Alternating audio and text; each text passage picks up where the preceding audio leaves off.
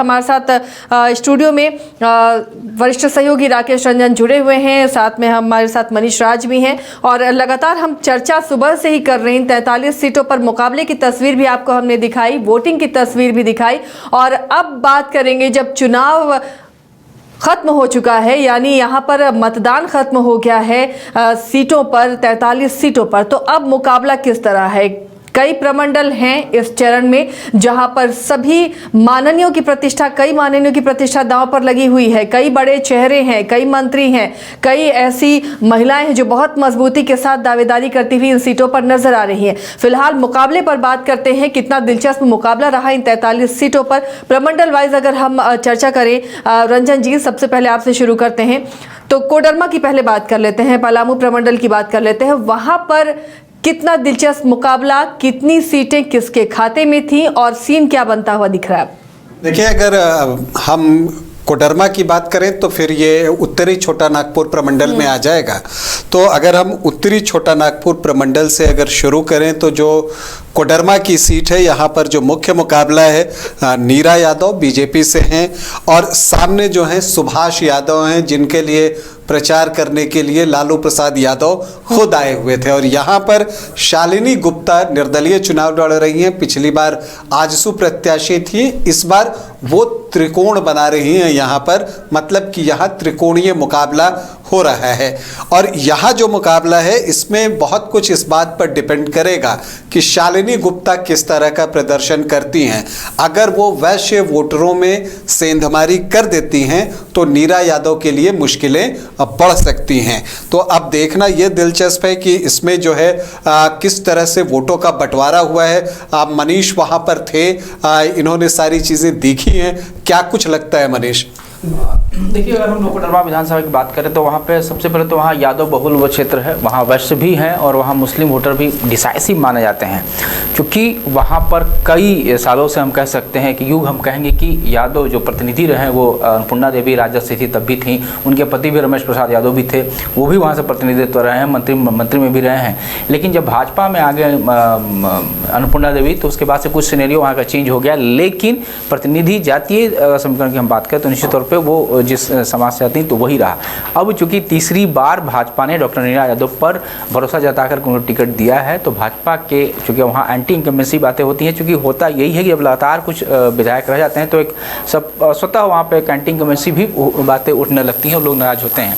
लेकिन चूंकि सुभाष यादव को मौका वहाँ मिला है, आरजेडी ने दिया है, भरोसा जताया है, चूंकि सुभाष यादव आने वाले समय में झारखंड में राजद का एक बड़ा चेहरा होकर उभरेंगे, इसी यही वजह है। और वो माने जाते हैं लालू प्रसाद यादव के दत्तक पुत्र के रूप में, और शायद यही वजह था कि बीमार हालत होने पे भी, अस्वस्थ होने के बावजूद भी लालू प्रसाद यादव सड़क मार्ग से पहुंचे हैं वहाँ पर, उन्होंने वहाँ कैंप किया है। अब कैंप करने के पीछे कारण ये था कि चूँकि मुस्लिम वोट वहाँ पर है तो वो पोलराइज करे और MY समीकरण अगर उनके पक्ष में आता तो निश्चित तौर पर भाजपा के लिए कठिन ये हो जाता। अब चूँकि शालिनी गुप्ता जिस वर्ग से आती हैं, व्यवसाय वर्ग है, तो उनका जो वोट है, लेकिन जो जानकारी हमें मिल रही है, हम लोग काफ़ी जगह बातचीत भी वहाँ हमारी हुई है, तो वो कह रहे हैं कि शालिनी गुप्ता जो वोटें मिले अलग अलग बूथे पे भी मिला है, लेकिन जो यादव वोट है, जो भाजपा का वोट है, वो अपना एक मुश्त कोई सतगांव में, कहीं मरकच्चो में, कहीं यहाँ पे, तो निश्चित तौर पे शालिनी गुप्ता एक डिसाइसिव हो जाएंगी निश्चित तौर पे। तो अभी फिलहाल हम ये कह सकते हैं कि टक्कर बहुत कांटे का है और जब रिजल्ट आएगा तो वो अप्रत्याशित भी रिजल्ट हो सकता है।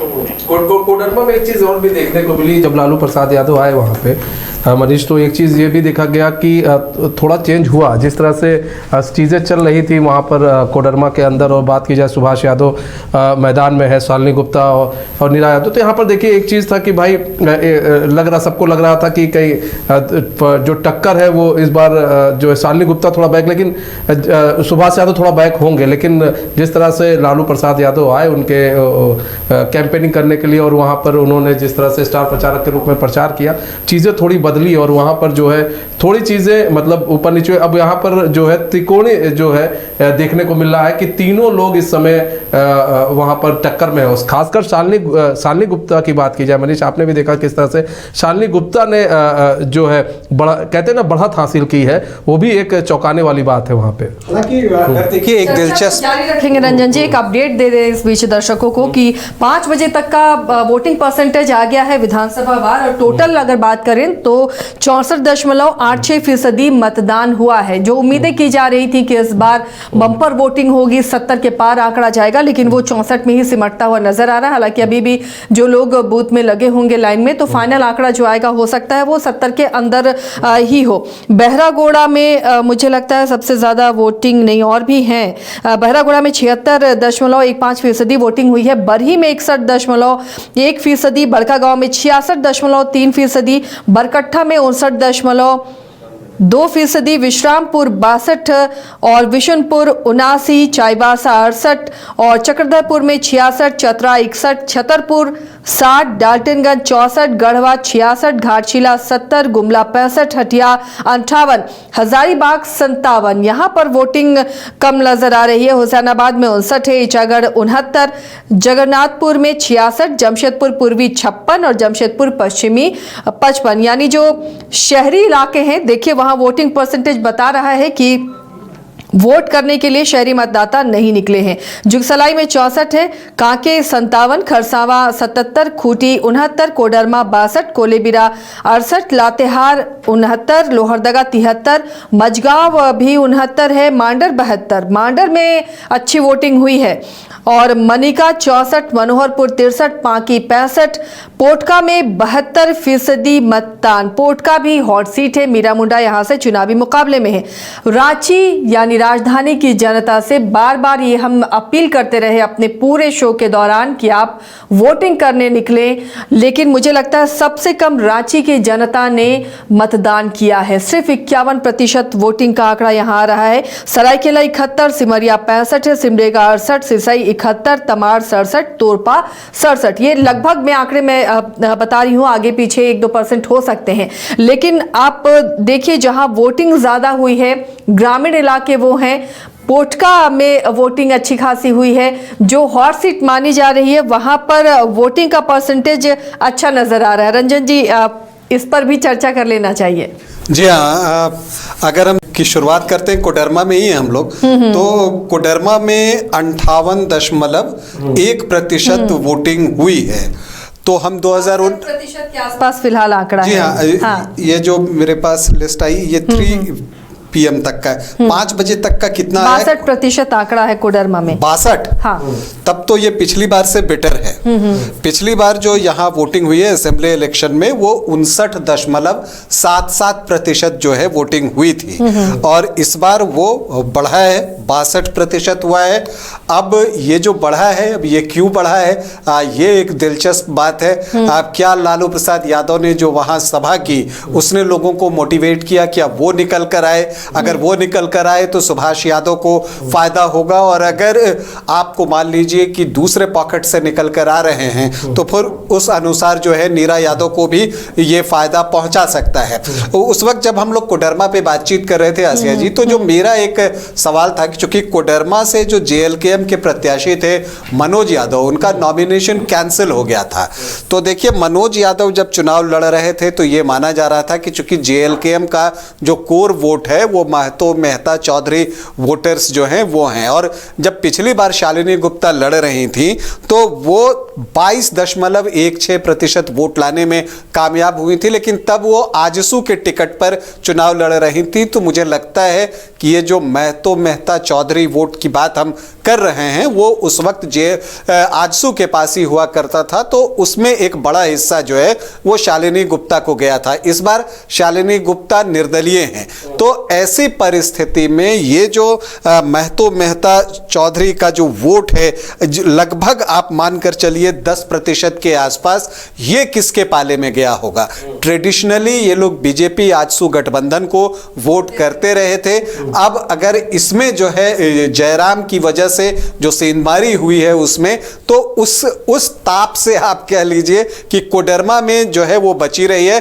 अब अगर ये वोट जो है नीरा यादव की तरफ गया होगा, तब फिर मानकर चलिए कि उनकी स्थिति मजबूत हो जाएगी। हालांकि यहां पर कामेश्वर महतो भी एक निर्दलीय प्रत्याशी हैं, वो भी चुनाव लड़ रहे हैं, लेकिन अगर ऐसी परिस्थिति में ये वोट अगर नीरा यादव को गया होगा तो उनकी स्थिति मजबूत मजबूत मुझे लगता है कि हो सकती है। हालांकि यादव वोटर्स लालू यादव आने के बाद किस तरह से पोल में बटे हैं, ये देखना एक दिलचस्प बात होगी। मनीष, रंजन जी, एक और सीट है, हम प्रमंडल वाइज चर्चा करेंगे, लेकिन ये विशुनपुर की सीट है जहां सबसे ज्यादा वोटिंग परसेंटेज है। 79.6% यहाँ है और बढ़कर ये 80% चली जाएगी। तो एक अच्छा आंकड़ा, अच्छा वोटिंग परसेंटेज विशुनपुर की सीट पर, यहाँ पर का मुकाबला कितना दिलचस्प है, और जब 80% कहीं पर वोट हो तो क्या माना जाए? तो पहले देखते हैं कि विशुनपुर में जो है वो पिछली बार जो है क्या रहे थे, कितना वोट पड़ा था, वो देखना होगा। इस बार कितना है? इस बार लगभग 80% है। तो पिछली बार से 10% ये ऑलमोस्ट बढ़ रहा है। यहाँ पर हाई वोटिंग होती रही है। तो 2019 में भी विशुनपुर में जो है 70.14% वोट पड़े थे, और इस बार ये 80% वोट हुआ है, मतलब 10% का इजाफा हुआ है। तो इसे आप किस नजरिए से देख सकते हैं, ये इस बात पर निर्भर करता है कि अगर 70% जब आया था तो उस वक्त चमरालिंडा ने एक क्लियर कट जीत यहाँ पर हासिल की थी। क्या ये 10% वोट जो बढ़ा है, क्या इसका फायदा बीजेपी को मिल सकता है, ये एक बड़ा सवाल होगा। और वो भी ग्रामीण इलाका है, फिर से ये मेंशन करना जरूरी है, क्योंकि हमारे शहरी वोटर्स बहुत सुस्त निकले हैं। जी हाँ, शहरी वोटर सुस्त निकले हैं। लेकिन अगर आप यहाँ पर अगर आकर देखते हैं, विशुनपुर की हम बात करें तो यहाँ पर समीर उरांव जो है वो चुनाव लड़ रहे हैं, और समीर उरांव और चमरालिंडा लोकसभा के चुनाव में भी यहाँ पर भिड़े थे। तो उस वक्त समीर उरांव ने चमरालिंडा से ज्यादा वोट लाए थे, क्योंकि वो वोट जो है वो कांग्रेस को गया था। यहाँ पर आपको कुछ बागी भी लड़ रहे हैं, क्या ये 10% अतिरिक्त उधर गया है? और अगर नहीं गया है तो फिर मानकर चलिए कि विशुनपुर की सीट पर मुकाबला कांटे का होने वाला है। जो पिछली बार जो जीत थी 17,382 वोटों की, चमरालिंडा की 49% वोट उनके पास था, लेकिन ये 10% वोट किस ओर गया है, ये बहुत महत्वपूर्ण है। क्योंकि यहां पर अगर हम मुस्लिम वोटर्स की बात करें तो वो ऑलमोस्ट 8.9% है। सारा कुछ जो निर्भर करता है वो एसटी वोटर्स पर करता है। लगभग 73% जो है आदिवासी आबादी विशुनपुर में है। अब अगर वो जोड़ लें और फिर ये 9%, तो आप इस तरह से देखें तो 82% के आसपास जो है चीजें पहुंच जाती हैं। तो ऐसी परिस्थिति में अगर 80% वोटिंग आ रही है तो पिछली बार जो बीजेपी के प्रत्याशी थे अशोक उरांव, उनको 63,482 वोट मिले थे, और अभी लोकसभा के चुनाव में भी समीर उरांव को 63,076 वोट मिले हैं। तो अब जो ये 10% बढ़ रहे हैं, ये निश्चित तौर पर मुकाबले को दिलचस्प बनाने जा रहा है। फाइट थोड़ी क्लोज होने जा रही है अब विशुनपुर में भी। ठीक है, यहाँ मनीष जी बात यही पर हम करते हैं कि देखिए विशुनपुर में जो बात हो रही है कि चमरालिंडा पिछली बार 80,864 वोट पाए थे, अशोक उरांव 63,482 वोट उनको मिले थे, और यहाँ पर जो 10% वोट बढ़े हैं, वोट परसेंटेज बढ़े हैं, वोटिंग हुई है। क्या लगता है कि इस बार जो है मुकाबला किस तरह से होगा, और अगर ऊपर नीचे होता भी है तो कौन इस बार ऊपर हो सकता है, कौन नीचे हो सकता है इस बार?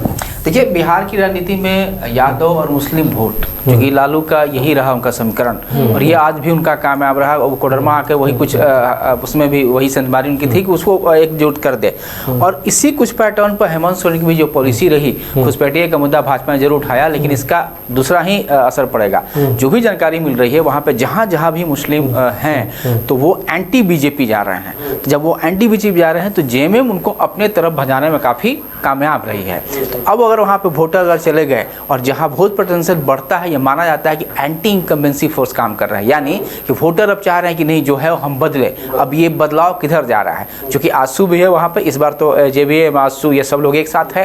तो ये जो वोटर है, अगर वहाँ पे मुस्लिम वोट भी और आदिवासी और मुस्लिम वोट अगर जेएमएम के साथ चले गए तो निश्चित तौर पर वो उधर हवा उधर भी मुड़ सकती है। चलिए, प्रमंडल वाइज हम चर्चा कर रहे थे, अभी तो कोडरमा की चर्चा हमने की है, लेकिन अगर पलामू को देखें, पलामू में किन किन सीटों पर और वोटिंग परसेंटेज पर अगर गौर करें रंजन जी, तो क्या तस्वीर नजर आती है वहाँ? देखिए, अगर हम पलामू प्रमंडल की ओर चलें तो अगर हम डाल्टनगंज से शुरू करेंगे और अगर आप डाल्टनगंज में देखें तो पिछली बार 63.04% की वोटिंग हुई थी। इस बार कितना बता रहा है? 64.82% डाल्टनगंज में है और 64.82%। तो इसका मतलब है पिछली बार से डाल्टनगंज ने बेहतर किया है। तो यहाँ पर जो है चूंकि वोट अगर अभी 64.82 है मनीष, तो इसका मतलब ये हुआ कि जब आखिरी आंकड़े आएंगे तो इसमें 2-3% का और इजाफा होगा। तो ऐसे स्थिति में मुझे लगता है कि ये 67 के पास पहुंच जाना चाहिए। तो ये अच्छी वोटिंग है डाल्टनगंज में, जबकि वो शहरी इलाका है, आमतौर पर कम वोटिंग होती है, लेकिन इस बार जो है वो अगर 67% के आसपास तक पहुंच सकती है तो इसे अच्छा माना जा सकता है। अब ये किस वजह से हुआ है ये जानना भी बड़ा दिलचस्प होगा, क्योंकि यहाँ जो मुकाबला है वो त्रिकोणीय हो गया है और यहाँ पर बीजेपी के आलोक चौरसिया हैं जो जीत की हैट्रिक लगाना चाह रहे हैं। इसके अलावा KN त्रिपाठी हैं जो पूर्व मंत्री रह चुके हैं झारखंड सरकार के और पिछले कई बार से वो यहाँ पर चुनाव लड़ रहे हैं, लेकिन 2009 छोड़कर उन्हें सफलता मिली नहीं है। लेकिन इस बार जो दिलचस्प प्रत्याशी आए, पूर्व विधानसभा अध्यक्ष इंदर सिंह नामधारी के बेटे दिलीप सिंह नामधारी भी यहाँ से चुनाव लड़ रहे हैं। तो ये जो परसेंटेज बढ़ा है ये इशारा कुछ कर रहा है क्या? ये इशारा कर रहा है कि यहाँ जो तीसरा कोण है उसने पूरी शक्ति से चुनाव लड़ा है और जो सूचना मुझ तक पहुंची है और जो बातचीत हुई है, तो जो कुछ इलाका हैं शहर के वहां पर जो ट्रेडिशनली बीजेपी को वोट करते हैं, कुछ ऐसे लोगों से मेरी बातचीत हुई, उनका वोट जो है वो दिलीप सिंह नामधारी की तरफ गया है। खास करके वो नावाटोली, बिलवाटिका का जो इलाका होता है, चर्च रोड, ये इन जगहों पर जो है वो आपको वोट जो है दिलीप सिंह नामधारी को गया है। इसके अलावा उन्होंने जो है ब्राह्मण वोटों में भी सेंधमारी की है, उसका भी एक हिस्सा जो कि इनके साथ मुस्लिम वोट भी चला जाएगा। जी हाँ, और यहाँ पर संभावना मतलब कुछ लोगों ने बताया कि कुछ वोट वहां पर उन्होंने अल्पसंख्यक वोट भी हासिल किए हैं। और चूंकि नामधारी जी की एक अपनी छवि है तो और इस चुनाव में उन्होंने बिल्कुल अपने आप को झोंक दिया था, काफी मेहनत की थी। इतनी उम्र होने के बाद भी तबीयत बहुत अच्छी नहीं रहती, इसके बावजूद भी उन्होंने जबरदस्त तरीके से दिलीप सिंह नामधारी के लिए प्रचार किया है। तो एक उनका भी फेस वैल्यू जो वहां था उस पर उन्हें वोट मिला है। लेकिन इस आधार पे आप इस निष्कर्ष पर नहीं पहुंच सकते कि परिणाम क्या होगा, क्योंकि अगर आप आलोक चौरसिया की बात कीजिए तो उनकी गिनती भी 15-20 हजार वोटों से ही शुरू होती है, क्योंकि जो उनका इलाका है वहां पर और जो बरई वोटों का एक बड़ा तबका है वो पूरा का पूरा जो है वो आलोक चौरसिया को ही जाता है। और इसके अलावा जो बीजेपी के कैडर वो हैं या जो बीजेपी के कैडर वोटर कह लीजिए, इस तरह के भी लोग हैं, वो बीजेपी को वोट करते ही हैं। इसके अलावा योगी की सभा वहां पर टर्निंग पॉइंट साबित हो सकती है, क्योंकि राजपूतों में कुछ नाराजगी थी, क्योंकि कुछ एक प्रत्याशी ऐसे हैं जो भाजपा से टिकट की उम्मीद में थे, तो उनको भी लगता था कि हाँ वो नाराजगी दिख रही थी। लेकिन योगी की सभा एक टर्निंग पॉइंट वहां पर साबित हो सकती है, क्योंकि अगर राजपूतों ने बीजेपी को ही वोट कर दिया होगा तब तो वो पूरी तरह से मुकाबले में रहेंगे।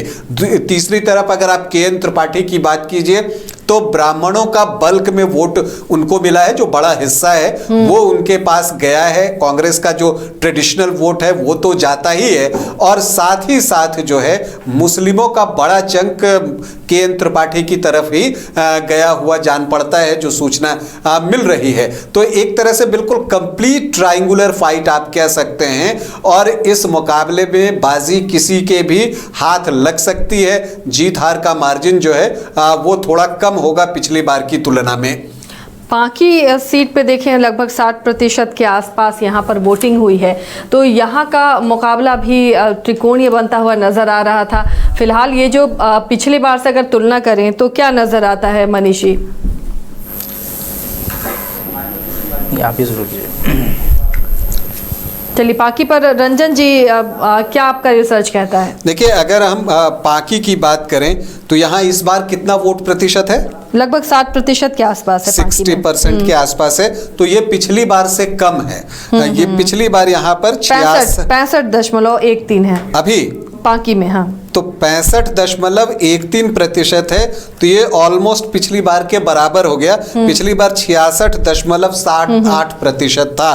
तो इस लिहाज से देखें, और जब अंतिम आंकड़े आएंगे तो 2-3% आमतौर पर हमने देखा है कि वो बढ़ जाता है। तो वैसी परिस्थिति में ऑलमोस्ट वही स्थिति रहेगी या उससे 1-2% ज्यादा जो है हो सकती है। तो पाकी में जो मुकाबला है यहाँ भी ट्रायंगुलर फाइट ही आप कह लीजिए, क्योंकि यहाँ पर बीजेपी से जो है वो शशि भूषण मेहता हैं, अभी विधायक भी हैं, सिटिंग सीट है उनके लिए, और जो कांग्रेस से हैं वो लाल सूरज को टिकट दिया गया है, और बिट्टू सिंह का वहां से टिकट कटा था। विदेश सिंह के बेटे हैं और वो निर्दलीय चुनाव लड़ रहे थे, और मुझे लगता है कि बिट्टू सिंह जितना बेहतर करेंगे, लाल सूरज को उतनी परेशानी जो है वो बढ़ती चली जाएगी। इसके अलावा यहाँ पर मुमताज भी हैं, तो वो अपने हिस्से का वोट निकाल लेते हैं, कुछ अल्पसंख्यक वोट उनके पास भी चला जाता है। तो फिर ऐसी परिस्थिति में मुझे लगता है कि शशि भूषण मेहता जो हैं वो फिलहाल खुश दिखाई दे रहे होंगे, लेकिन अब आगे क्या होता है ये बातें बताना बड़ा मुश्किल है। एक चीज हुई थी मनीष वहाँ पर कि खबर आई थी कि इनके खिलाफ, यानी कि पार्टी और भाजपा जो है शशि भूषण जी, इनके खिलाफ कुछ लोग वहाँ पोस्टरबाजी भी किए थे कि इनको टिकट न दिया जाए, यानी इनको टिकट मिलने के बाद तो काफ़ी विरोध हुआ था। हालांकि बाद में शशि भूषण जी ने कहा था कि ये हमारे विरोधी हैं जो नहीं चाहते हैं। अब वो कहाँ गए खिसक करके, तो ये भी एक दिलचस्प हो जाएगा। अच्छा, एक चीज़ और भी है इसमें, अगर हम बात करें राकेश जी, पिछले बार जीत का अंतर रहा था 21.1% रहा था उनके जीत का अंतर, मतलब वोटिंग परसेंटेज उनके बात करें तो जीत का अंतर की मैं बात कर रहा हूँ, वरना जो वोट पड़े थे उनको 52.8% उनको वोट पड़े थे। तो ऐसे में इस बार क्या लग रहा है? और उस वक्त देवेंद्र कुमार सिंह थे कांग्रेस से, और 55,994 वो वोट पाए थे। और अभी आपने मुमताज अहमद की बात की, मुमताज अहमद खान जो है उस वक्त उन्होंने 9,419 उनको वोट मिले थे। तो ऐसे में आपको क्या लग रहा है इस बार जो जीत का अंतर है वो क्या, तो उसमें कोई ऊपर नीचे हो सकता है, जीत का अंतर ज़्यादा होगा, या फिर लग रहा है कि इस बार थोड़ा फाइट टफ होने वाली है? देखिए, होता क्या है कि पिछली बार जब वो चुनाव लड़ रहे थे तो जो लाल सूरज जो अभी कांग्रेस के टिकट पर हैं वो उनकी मदद कर रहे थे। तो जो लाल सूरज के समर्थक थे उन्होंने भी शशि भूषण मेहता को ही वोट किया था। लेकिन इस बार जब लाल सूरज अलग होकर कांग्रेस से लड़ रहे हैं तो वो अपने हिस्से का वोट लेकर निकल जाएंगे। लेकिन एक बात और भी है कि देवेंद्र सिंह को जो वोट मिला था 31.5% के आसपास, उसमें से भी एक बड़ा हिस्सा लेकर देवेंद्र सिंह निकल जाएंगे, क्योंकि जब वो निर्दलीय हो रहे हैं। तो यहाँ 3 खाने में वोट गिर रहा है। तो हो सकता है कि उतने वोट शशि भूषण मेहता को ना आए, लेकिन आप ये कह सकते हैं कि मार्जिन में फर्क हो सकता है। लेकिन सुखद स्थिति में मुझे लगता है कि वो होंगे, क्योंकि देखिए मुमताज अहमद खान की भी बात कर लीजिए तो वो मजबूत कैंडिडेट हैं। अब विनोद सिन्हा यहाँ पर चुनाव लड़ रहे थे, अब वो क्या कोई सेंधमारी कर पाए हैं शशि भूषण मेहता के वोटों में? अब मुझे थोड़ा सा डाउट लगता है जो जानकारियां आ रही हैं उसके अनुसार। हालांकि सब कुछ पता तो 23 नवंबर को चल ही जाएगा, लेकिन अभी देखकर लगता है कि एक ट्रायंगुलर फाइट यहाँ पर बनी है शशि भूषण मेहता और देवेंद्र कुमार सिंह और लाल सूरज के बीच में। देवेंद्र कुमार सिंह मतलब कि बिट्टू सिंह के बीच में, तो एक ट्रायंगुलर फाइट है। मुमताज जितना ज्यादा वोट लाएंगे, लाल सूरज की परेशानी उतनी अधिक बढ़ती चली जाएगी। चलिए, और पलामू प्रमंडल की और भी कई सीटें हैं, उन पर चर्चा करते हैं। मनीष जी, बाकी जो सीट है छतरपुर की बात करें, मनिका की बात करें, वहाँ पर क्या लग रहा है वोटिंग परसेंटेज को अगर हम मिलाएं उन सीटों से, तो छतरपुर में इस बार 60.88% वोटिंग हुई है। मनिका में 64.15% वोटिंग हुई है, और भावनाथपुर में 68.2%। हम लोग विश्राम कर चले तो वो बेहतर रहेगा। तो हम छतरपुर की बात कर लेते हैं। तो अगर हम छतरपुर पर आए तो वोट प्रतिशत जो 2019 में था वो यहाँ 61.83% था। तो इस बार कितना है? छतरपुर में लगभग आंकड़े उसी के आसपास 60.88% वोटिंग। 60.88%। कोई बदलाव, कोई खास बदलाव नहीं हुआ। तब कोई खास बदलाव नहीं है और मुझे लगता है कि ऑलमोस्ट उसी के आसपास आंकड़ा आएगा, 1-2% का इजाफा होगा। लेकिन छतरपुर का चुनाव बहुत इंटरेस्टिंग है। यहाँ पर कई कोण जो है वो खुले हैं और ये उन 3 सीटों में है जहां पर कि फ्रेंडली फाइट की हम लोग बात कर रहे हैं या सुन रहे हैं या देख रहे हैं। यहाँ पर कांग्रेस से राधा कृष्ण किशोर भी हैं और आरजेडी से विजय राम भी हैं। और इतना ही नहीं, लोकसभा चुनाव आरजेडी के टिकट पर लड़ने वाली ममता भुइयां भी हैं। तो ये यहाँ की स्थिति है। पुष्पा देवी बीजेपी के टिकट पर हैं। राधा कृष्ण किशोर के साथ एक बात जो रहती है, उनका इस क्षेत्र में जो है उनकी एक पहचान रही है और एक दिलचस्प आंकड़ा भी है कि हर अल्टरनेट इलेक्शन वो जीत जाते हैं। तो उस हिसाब से उनका टर्न आ रहा है। लेकिन क्या वाकई ये वोटों में तब्दील होगा? और अगर नहीं होगा तो फिर मुझे लगता है कि ये जो फ्रेंडली फाइट है ना, वो उसमें कड़वाहट घोल सकता है। तो ये एक चीज जो है वो दिलचस्प होगी। हालांकि यहाँ पर देखें तो राधा किशोर ने पूरा जोर लगाया है और कोशिश की है कि वो बेहतर से बेहतर करें। लेकिन पुष्पा देवी का भी अपना एक यहाँ पर वोट बेस है और वो वोट बेस ही आपको बताता है कि पिछली बार वो यहाँ से 26,792 वोटों से जीतने में कामयाब रही थी और लगभग 40% के आसपास उनको वोट मिले थे। 39.4% वोट मिले थे। दूसरे नंबर पर पिछली बार यहाँ से आरजेडी था और राधा कृष्ण किशोर आजसू से उस वक्त लड़ रहे थे। तो अब अगर आजसू के वोट वो राधा कृष्ण किशोर के वोट ना होकर आजसू के वोट हुए, तब तो पुष्पा देवी बहुत सुखद स्थिति में है। लेकिन अगर वो आजसू के वोट ना होकर सिर्फ राधा कृष्ण किशोर के वोट हुए तो वो जो 10% है और उसके बाद जो वो अपना वोट कांग्रेस का इसमें जोड़ पाएंगे तो एक फाइट आपको देखने को मिल सकती है। तो एक टफ सीट है। फैसला किस पक्ष में आता है बताना थोड़ा सा अभी मुश्किल जान पड़ रहा है, लेकिन है दिलचस्प। और यहां पर मैं बता दूं कि अगर इंडिया गठबंधन का खेल बिगड़ता है तो इसके लिए बीजेपी से ज्यादा वे खुद जिम्मेदार होंगे। चलिए अगली सीट पे भी चर्चा कर लेते हैं। विश्रामपुर है पलामू की प्रमंडल की एक और सीट। 62.63% मतदान हुआ है विश्रामपुर में। तो क्या विश्रामपुर की जनता बदलाव चाहती है? विश्रामपुर में किस तरह का फाइट नजर आया अब जब चुनाव संपन्न हो गए हैं? तो कैसा मुकाबला दिखा इसमें? विश्रामपुर के बारे में मनीषा जी आपने रिपोर्टिंग लगातार की है, क्या वहां पर सीन बनता है, क्या वहां समीकरण काम करते रहे हैं? देखिए मनीष जी, ये आपको बताऊं कि जो विश्रामपुर की अगर हम लोग बात कर लें तो आप तो ये जान ही रहे कि जो रामचंद्र चंद्रवंशी हैं वहाँ से पिछले 2 टर्म से बीजेपी के टिकट पर चुनाव जीते हैं और इससे पहले भी वो 2 बार जो है यहाँ से चुनाव जीत चुके हैं। तो उनकी पकड़ वहाँ पर मजबूत है। लेकिन विश्रामपुर की समस्या ये भी रही है कि वहाँ पर डायरेक्ट फाइट जो है वो देखने को नहीं मिलती है। आमतौर पर हम कहते हैं त्रिकोणीय या चतुष्कोणीय, यहाँ पर उससे ज़्यादा कोण खुल जाते हैं। और इस बार भी अगर आप बात कीजिए तो रामचंद्र चंद्रवंशी बीजेपी के टिकट पर तो हैं ही, नरेश प्रसाद सिंह आरजेडी के टिकट पर चुनाव लड़ रहे हैं और यहाँ भी फ्रेंडली फाइट है। और यहाँ पर सुधीर कुमार चंद्रवंशी जो हैं वो चुनाव जो है आपको लड़ रहे हैं कांग्रेस के टिकट पर। और इसके अलावा बीएसपी के राजेश मेहता हैं जो पिछली बार 2nd पोजीशन पर थे, तो उनको आप कमतर नहीं आंक सकते। और इसके अलावा आप देखिए जागृति दुबे यहाँ से चुनाव लड़ रही हैं, निर्दलीय चुनाव लड़ रही हैं, लेकिन ध्यान रखिएगा इन्हें भी वोट अच्छा आने जा रहा है। और इसके अलावा अंजू सिंह है, पिछली बार इन्होंने भी 13% वोट लाए और इस बार वो समाजवादी ये भी कहा जा रहा था कि हुसैनाबाद पर चर्चा कर रहे थे रंजन जी, मुकाबला आप बता रहे थे और इस बार बसपा के कैंडिडेट भी बहुत मजबूती के साथ यहाँ मैदान में है। एक सवाल और इसमें हम भी जोड़ना चाहेंगे। देखिए पिछली बार कमलेश कुमार सिंह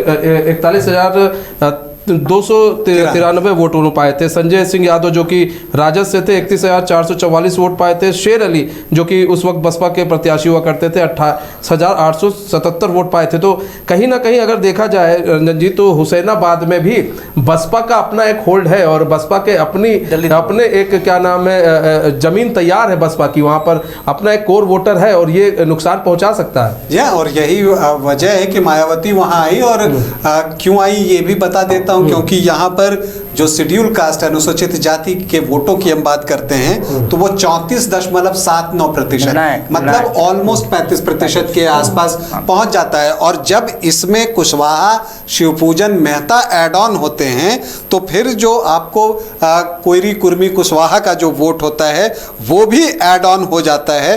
तो एक बहुत अच्छी संख्या जो है वोटों की वहां पर बन जाती है। और इस बात को बीजेपी ने भी महसूस किया और यही वजह है कि हुसैनाबाद में चिराग पासवान की भी रैली लगाई गई और चिराग पासवान ने भी वहां रैली की। और जो एक यहाँ पर अंतर्विरोध की बात आ रही थी कि यहाँ पर विनोद सिंह पिछली बार भी निर्दलीय लड़े थे, इस बार भी वो निर्दलीय लड़ रहे हैं। और निर्दलीयों में अगर कमलेश सिंह को कोई सबसे ज्यादा नुकसान पहुंचा रहा है तो वो विनोद सिंह ही पहुंचा रहे हैं। कर्नल संजय भी यहाँ पर चुनावी मैदान में है। तो यहाँ पर चूंकि इसको मिनी चित्तौड़गढ़ कहते हैं हम लोग झारखंड का, तो यहाँ पर लास्ट में योगी आदित्यनाथ की सभा लगा दी गई। और जब योगी आदित्यनाथ की सभा लगी है उसके बाद क्या इंपैक्ट होता है, क्या राजपूत वोटर्स वापस कमलेश सिंह की तरफ आते हैं, ये देखना दिलचस्प होगा। और विनोद सिंह कितना डेंट मार पाते हैं उस पर भी बहुत कुछ निर्भर करेगा। लेकिन एक बात मैं कह दूं कि यहाँ पर जो आरजेडी है, चूंकि हमने अभी तक उनका नाम ही नहीं लिया, संजय कुमार सिंह यादव की बात करूंगा, उनका इक्वेशन भी बहुत सही है। मुस्लिम 14.1 और यादव 7.8%, तो 22-23% का उनका वोट भी इंटैक्ट है। अब मुस्लिम एक तरफ आरजेडी की तरफ गए हैं या उसमें बसपा ने भी अपना हिस्सा निकाला है, ये देखना दिलचस्प होगा और परिणाम इसी पर निर्भर रहने वाला है। के मतदाता काफी परेशान थे क्योंकि सुबह से ये लाइन में लगे हैं और अब तक इनका नंबर नहीं आया है। हालांकि खबर दिखाए जाने के बाद चुनाव आयोग की टीम भी तत्पर हुई, पहुंची वहां पर और फिर से वोटिंग प्रक्रिया सुचारू रूप से जारी की जा रही है। चलिए अगले पलामू की जो और सीट बची हुई है रंजन जी, अगर तो उस पर भी हम चर्चा कर लें, फिर अगले प्रमंडल की ओर बढ़ते हैं। तो हमने डाल्टनगंज की बात कर ली, विश्रामपुर की बात कर ली, हुसैनाबाद की बात कर ली, छतरपुर की भी बात हो गई और एक बहुत ही हॉट सेट है गढ़वा की सीट जहां मंत्री मिथिलेश ठाकुर वहां पर हैं और उनके सामने सत्येंद्र तिवारी चुनाव लड़ रहे हैं। लेकिन टेंशन जो बढ़ाई है वो गिरिनाथ सिंह ने बढ़ाई है साइकिल पर चढ़कर, और वो परेशानी का एक सबब जो है वो मंत्री महोदय के लिए है। अब इसका कितना इम्पैक्ट हुआ है वो तो खैर 23 नवंबर को पता चलेगा।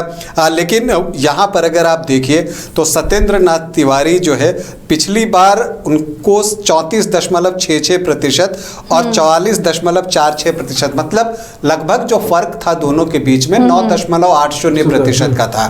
अब अगर इस गैप को पाटना है सत्येंद्र नाथ तिवारी को तो आपको करना क्या होगा कि जो 9.80% वोट है तो उसमें आधे से ज्यादा निकालना होगा। तो अगर 5% वोट मिथिलेश ठाकुर से अपने पाले में निकालने में सत्येंद्र नाथ तिवारी, परसेंटेज कुछ इशारा कर रहा है रंजन जी, जो 66.46% है, अगर ये बढ़ता है तो 67 तक जाएगा, तो ये परसेंटेज कुछ इशारा करता है कि ये बढ़ेगा वोट खींच सका है। जी ये बढ़ेगा तो 68 तक जा सकता है। पिछली बार ये 65.66% था, तो पिछली बार से ज्यादा वोटिंग हुई है। जब ज़्यादा वोटिंग होती है तो कहने को तो ये भी कहते हैं कि एंटी इनकम्बेंसी की वजह से होती है, और कहने को ये भी कहते हैं कि अगर शहरी इलाके में वोटिंग थोड़ी ज़्यादा हो तो बीजेपी को फ़ायदा होता है। लेकिन एक चीज़ यहाँ पर ये भी देखने की है कि ये गिरिनाथ सिंह का भी तो इम्पैक्ट हो सकता है, क्योंकि उनके आने से जो उनके वोटर्स जो बहुत चुनाव में सक्रिय नहीं रहते थे वो भी निकल कर आए हों गिरिनाथ सिंह को वोट करने के लिए। तो ये जो वोटिंग परसेंटेज बढ़ा है वो साइकिल की वजह से बढ़ा है, कमल की वजह से बढ़ा है, या फिर जो मिथिलेश ठाकुर का दावा है कि उन्होंने विकास के बहुत सारे काम किए हैं, तो हो सकता है कि विकास के नाम पर भी लोग निकल कर आए हों और उन्होंने जो है तीर धनुष पर जो है वोट डाला हो। तो एक ट्रायंगुलर फाइट आप यहाँ पर देख सकती हैं। यहाँ पर हालांकि AIMIM के भी कैंडिडेट हैं यहाँ पर, मोहम्मद नजीबुद्दीन खान, अगर उन्होंने खेल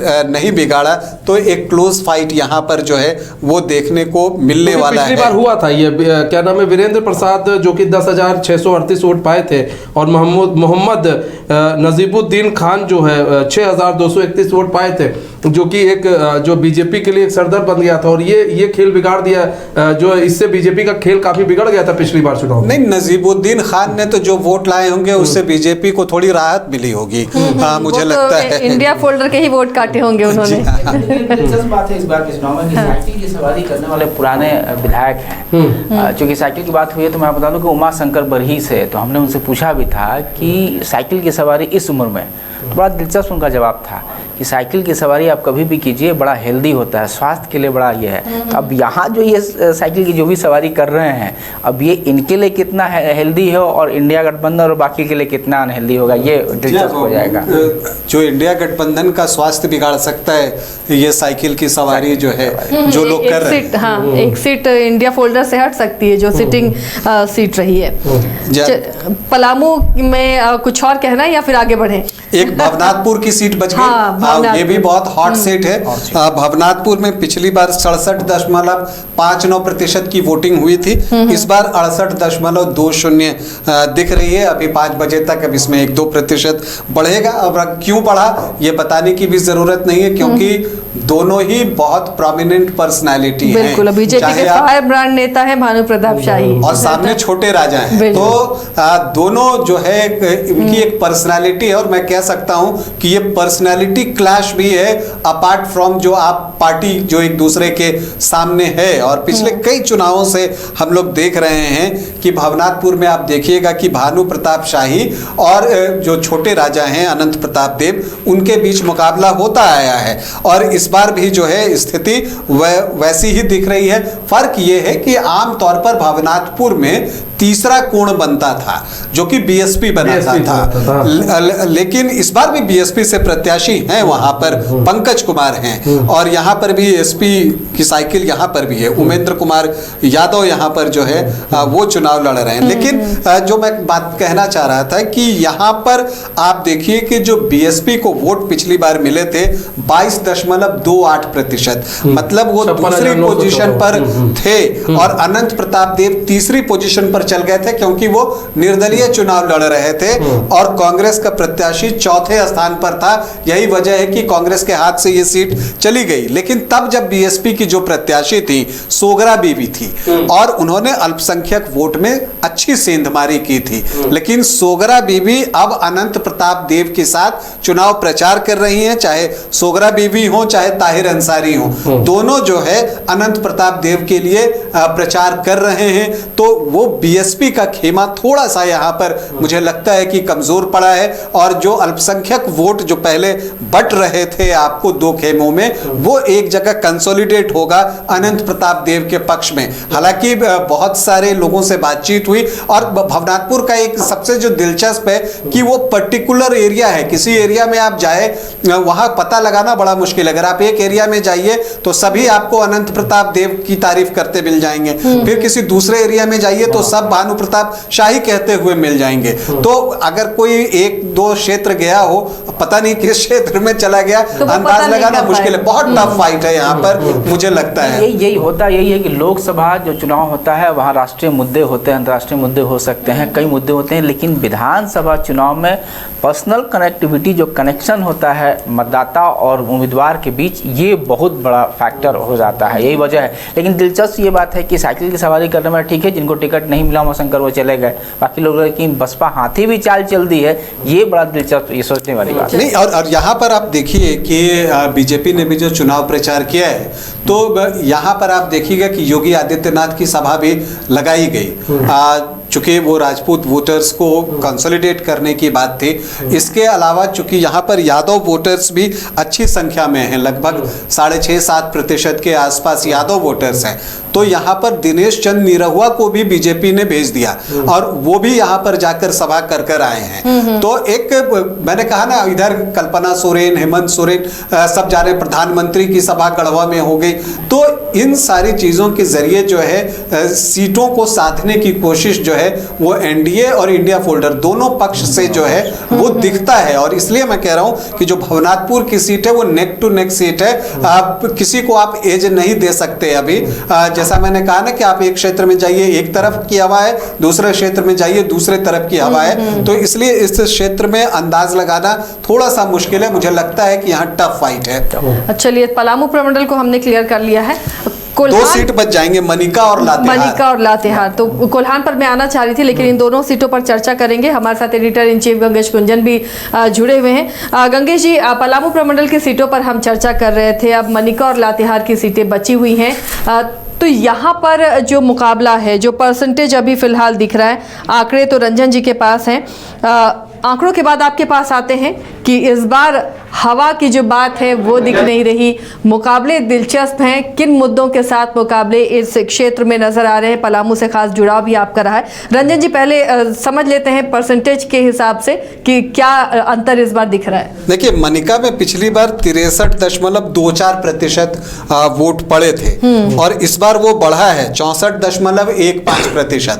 तो मतलब मानकर चलिए कि अभी 1.5-2% और बढ़ जाएगा, तो ये 66 के आसपास तक पहुंच सकता है मनीष। तो अगर यहाँ पर अगर ये जाता है तो ये चुनाव दिलचस्प बन रहा है। और इसलिए बन रहा है कि देखिए, हालांकि मनिका की बात कीजिए तो यहाँ जमुना सिंह बीजेपी के लगातार जीतते रहे हैं और उन्होंने यहाँ से 5 बार जीत हासिल की है। वो बीजेपी से चुनाव लड़ते थे, लेकिन उनके बाद जो है आपको रामचंद्र सिंह आते हैं और उन्होंने एक अपनी पहचान यहाँ पर बनाई है।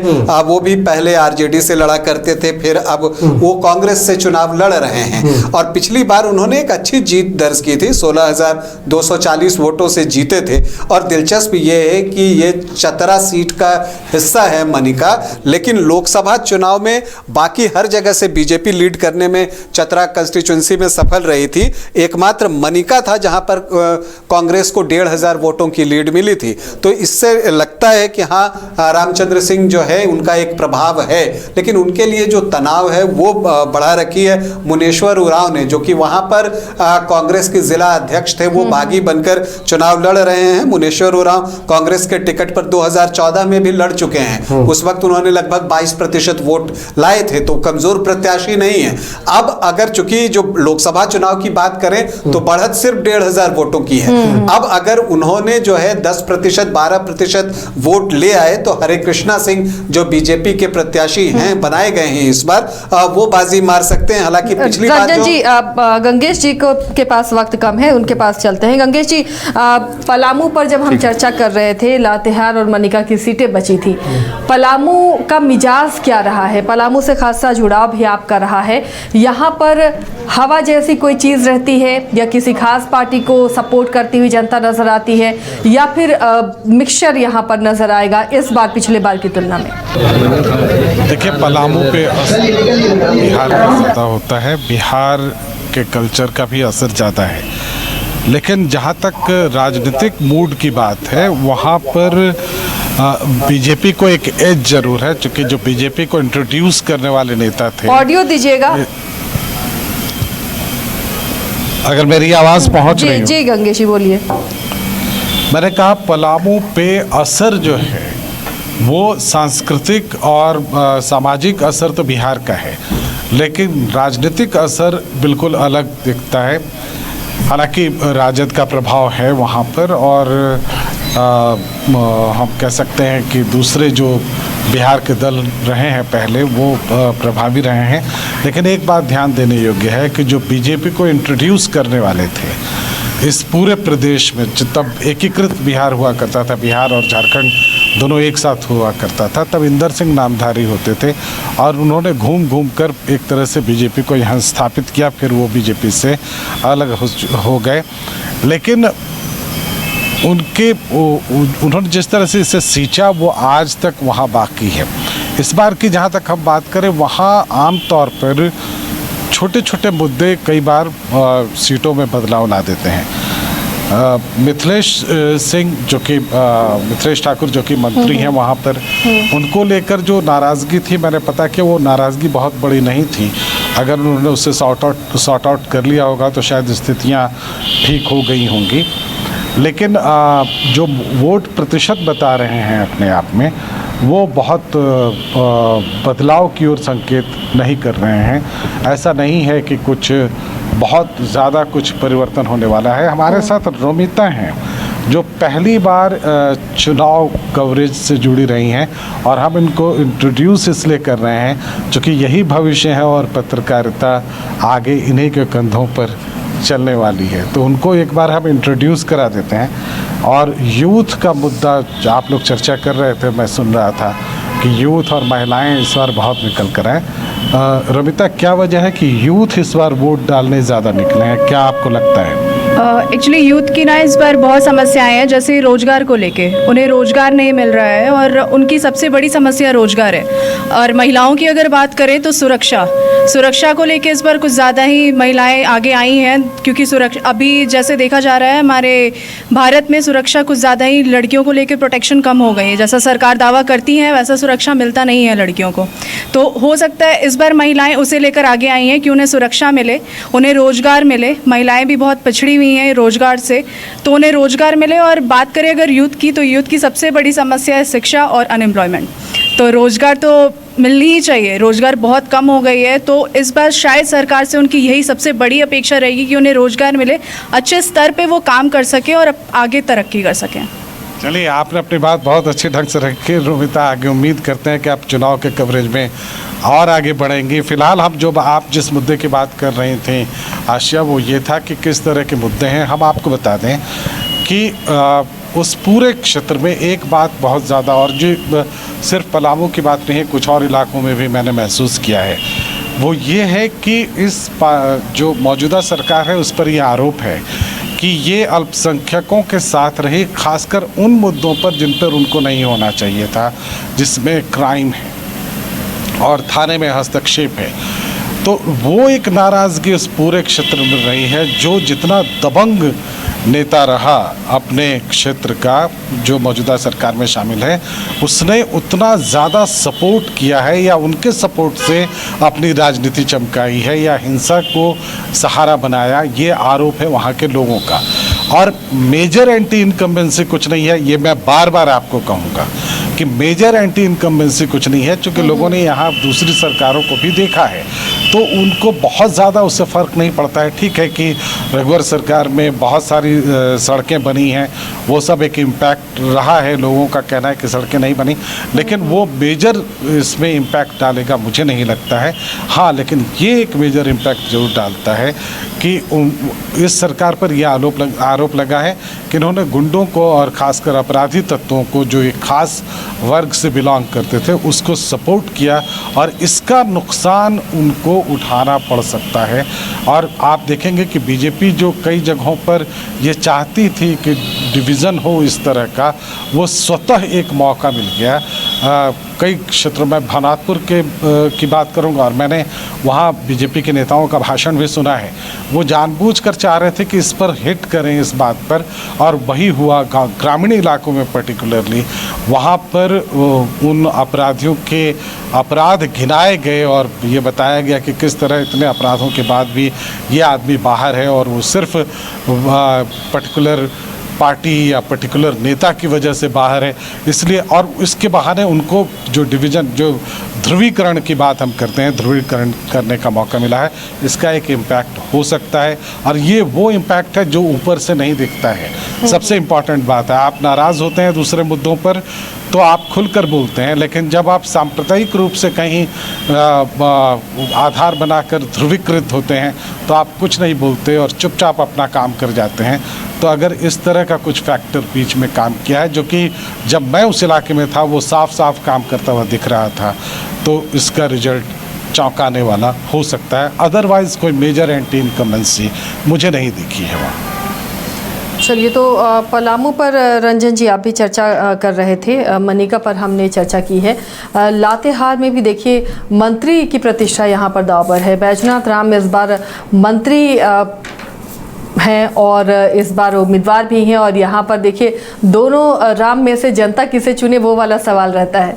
यहाँ तो बारी बारी आती रहती है। हाँ। अगर आप देखें तो इतिहास जो है पिछला यही कह रहा है, पिछले 20-25 साल से इन्हीं दोनों के बीच मुकाबला हो रहा है। और आपको बता दूं कि बैजनाथ राम पिछली बार 16,328 वोटों से जीते थे, 42% के आसपास उनको वोट आया था, और प्रकाश राम को 33% के आसपास वोट आया है। लेकिन अब बैजनाथ राम मंत्री बने हैं तो इसका अपना फायदा होता है, तो इसका अपना नुकसान भी होता है। दोनों चीज़ आपको उठानी पड़ते हैं। अब यहाँ पर लगभग 9% का जो है वो विन मार्जिन है, तो मतलब प्रकाश राम के सामने चुनौती है कि वो 5% का स्विंग अपनी तरफ लेकर आए।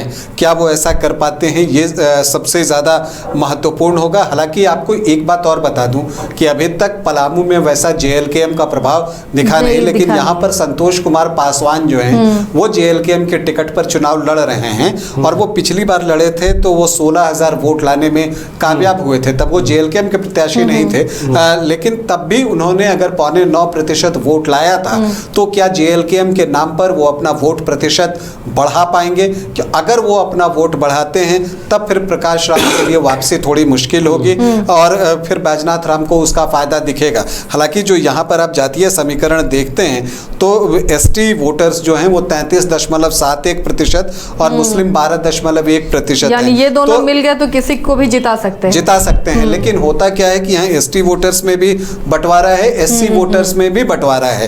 तो अब जब ये बंटवारा होता है तो इसका जो है आपको यही वजह है कि एक बार ये एक बार वो हो जाते हैं यहाँ पर। तो इसीलिए मुझे लगता है कि यहाँ का चुनाव जो है वो दिलचस्प होगा, और यहाँ पर बैजनाथ राम और प्रकाश राम में से बाजी तो इन्हीं दोनों में से कोई एक मारेगा, लेकिन मेरी नजर जो है वो संतोष कुमार पासवान पर जरूर लगी हुई है। पिछली बार तीसरे नंबर पे थे भी वो संतोष कुमार पासवान।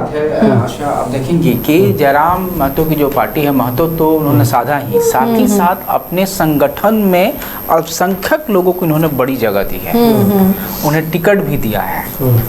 तो महतो वोट अल्पसंख्यक को ये साधने की कोशिश की है। वो किसी एक फेस को लेकर फिक्स नहीं होना चाह रहे हैं, वो चाह रहे हैं उनके लिए आयाम खुला हो। पहली बार वो चुनावी मैदान में बगोदर में कोई खास वर्ग तैयार नहीं कर रहे हैं। बगोदर में सलीम अंसारी को टिकट दिया है, कहीं और भी या संगठन में भी आप देखेंगे तो प्रवक्ता वो बनाते हैं अपने इन लोगों को, तो ऐसे लोग जिनको सभी का समावेश है उनके पार्टी। लेकिन एक बड़ी दिलचस्प बात है जो रंजन जी ने बताया कि वहाँ बारी बारी से आते हैं, तो हालांकि तो लोकतंत्र के लिए बहुत अच्छी बात है। एक साल हमने इनको मौका दिया, अगले साल किसी और को देते हैं, लेकिन वहाँ भी भूमिका अब जयराम की जो उम्मीदवार है उनके साथ ये निर्णायक हो जाएगी, मेरा व्यक्तिगत मानना है। चलिए गंगेश जी के पास चलते हैं, कोल्हान पर चर्चा करेंगे। गंगेश जी, कोल्हान में आप भी गए, कई जगहों का आपने भी दौरा किया है। कोल्हान की कई सीटें हैं, ज़्यादातर सीटें इस बार हॉट सीट बनी हुई हैं, चाहे वो मीरा मुंडा की सीट हो या पूर्णिमा की सीट हो या फिर बन्ना गुप्ता, सरयू राय या फिर और भी जितने गीता कोड़ा इनकी सीट हो। ये सभी सीट बहुत महत्वपूर्ण है। उसमें एक सरायकेला की सीट जिस पर सबकी नज़रें टिकी हुई हैं। तो ये जो कोल्हान की महत्वपूर्ण सीटें हैं, आज जो वोटिंग परसेंटेज नज़र आ रहे हैं, जो वोटर्स टर्नआउट हैं, वो क्या इशारा करते हैं? क्या कोल्हान जो इंडी फोल्डर के कब्जे में था उसके हाथ से खिसकता हुआ दिख रहा है, या फिर जो परसेंटेज है वो उसी आसपास, मतलब कुछ अभी नेक टू नेक वाली फाइट का सिचुएशन है?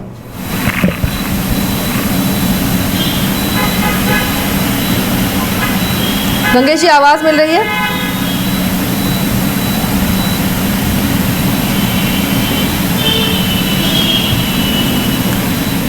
गंगेश जी, आवाज मिल रही है क्या आपकी?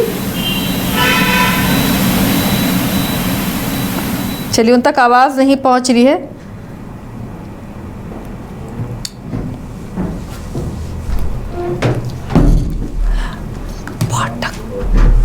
चलिए गंगेश जी के पास चलेंगे रंजन जी, लेकिन कोल्हान पर हम चर्चा कर लेते हैं।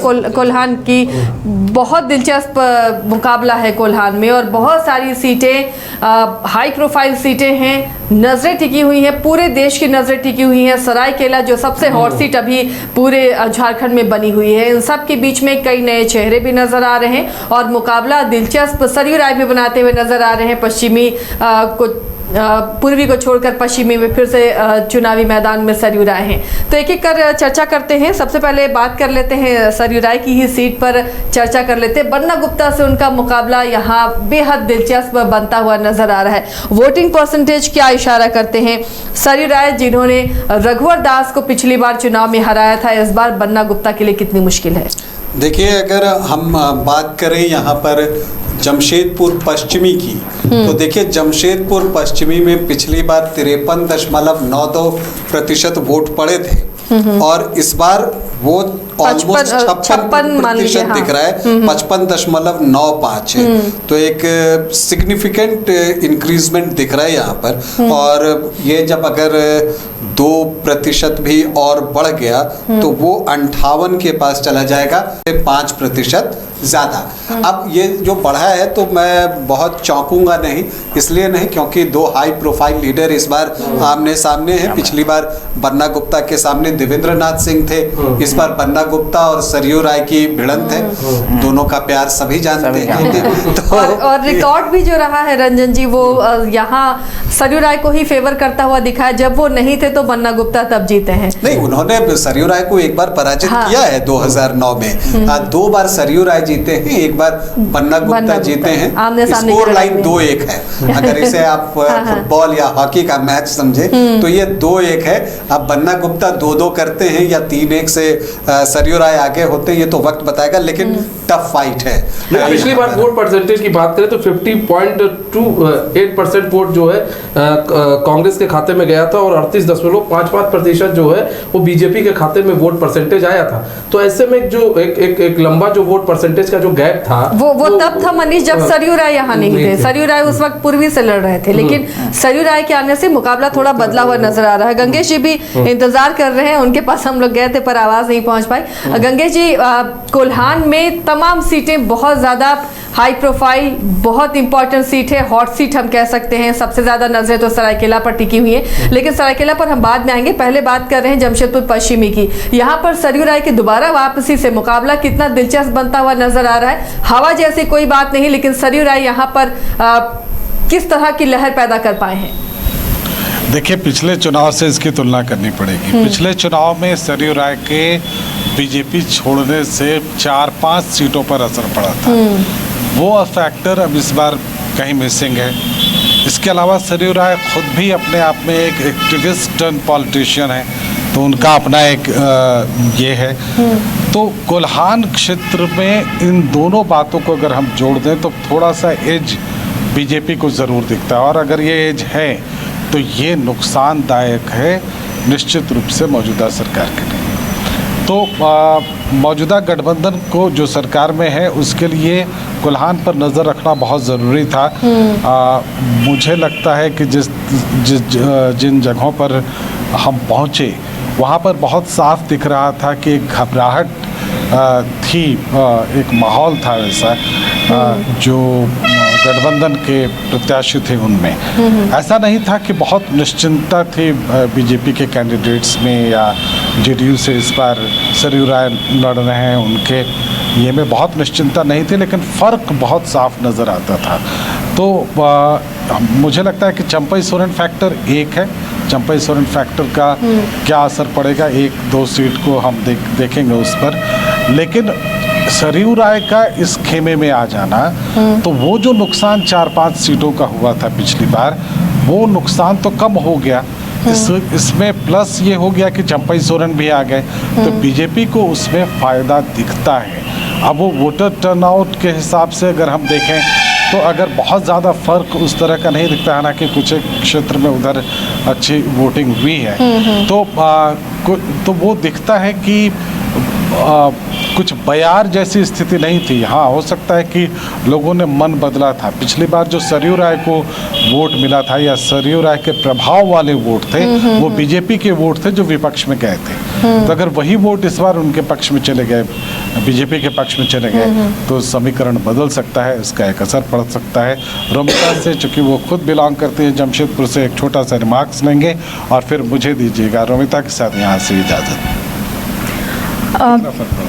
सर एक्चुअली हमारा, जैसे मैं जमशेदपुर से हूँ, तो वहाँ पे जहाँ चंपई सोरेन का जो इलाका है वहाँ पे उन्होंने काफ़ी डेवलपमेंट किया है। एजुकेशनल को लेके भी काफ़ी डेवलपमेंट हुई है। प्लस उनके वहाँ पे हॉस्पिटल की फैसिलिटी बहुत कम थी, बहुत दूर लोगों को जाना पड़ता था अस्पताल फैसिलिटी को लेके, बट अब वो वहाँ पे भी है, सरायकिला में भी वो मौजूद है और अच्छे स्तर पे है, अच्छी अस्पतालें हैं। चाहे वो आप मेडिकल इस हार्ट की बात कर लें या फिर ब्रेन सर्जरी, कुछ भी हो सकता है, वो सब कुछ वहाँ पे अवेलेबल है। उसके लिए आपको बदलने की ज़रूरत नहीं है, चाहे राज्य नहीं बदल सकते आप या कुछ भी, आप वहाँ पे करवा सकते हो। प्लस वहाँ पे डेवलपमेंट बहुत हुई है, रोड बहुत, स्थिति बहुत ख़राब थी, सबसे ज़्यादा स्थिति वहाँ की सड़क की थी ख़राब, जो कि उन्होंने ठीक करवाई है और बहुत जल्दी उस पर काम करवाया गया है। और अब वहाँ पे एक्सीडेंट्स बहुत कम होते हैं, पहले एक्सीडेंट की संख्या बहुत बढ़ गई थी वहाँ पे, अब वो दुर्घटना भी बहुत कम हो गई है। तो अब युवाओं को लेके अगर बात करें तो वहाँ पे कॉलेजेस भी बहुत सारे खोल दिए गए हैं, काफ़ी इंजीनियरिंग कॉलेजेस हैं, फार्मास्यूटिकल कॉलेजेस हैं और मास कम्युनिकेशन की स्पेशली बहुत अच्छी कॉलेज है। तो गंगेश जी, रोमिता जी, ये समझिए, ये जो तमाम काम हुए हैं, क्रेडिट सरकार को जाएगा या चंपई को जाएगा? जनता किसे क्रेडिट देगी? सरायकिला में काफ़ी डेवलपमेंट किया और काफ़ी अच्छे डेवलपमेंट किया है। सर रोमिता, ये जो जितने डेवलपमेंट हुए हैं इसका क्रेडिट चंपई सोरेन को लोग देते हैं या जो प्रदेश की सरकार है उसको देते हैं? चंपई सोरेन को भी देते हैं और प्रदेश की सरकार को भी देते हैं, क्योंकि आधा उनका भी काम है और आधा उनका भी काम है। अगर हेमंत सरकार जब से आई है सत्ता में, तब से बहुत काम हुआ है, काफ़ी काम किया है उन्होंने लड़कियों की सुरक्षा के लिए। वहाँ पे लड़कियों की सुरक्षा को लेके काफ़ी अच्छा पुख्ता इंतज़ाम है, पुलिस की निगरानी 24 घंटे रहती है, लड़कियों को किसी तरह की कोई परेशानी नहीं होती है, तो एक ये फैक्टर है।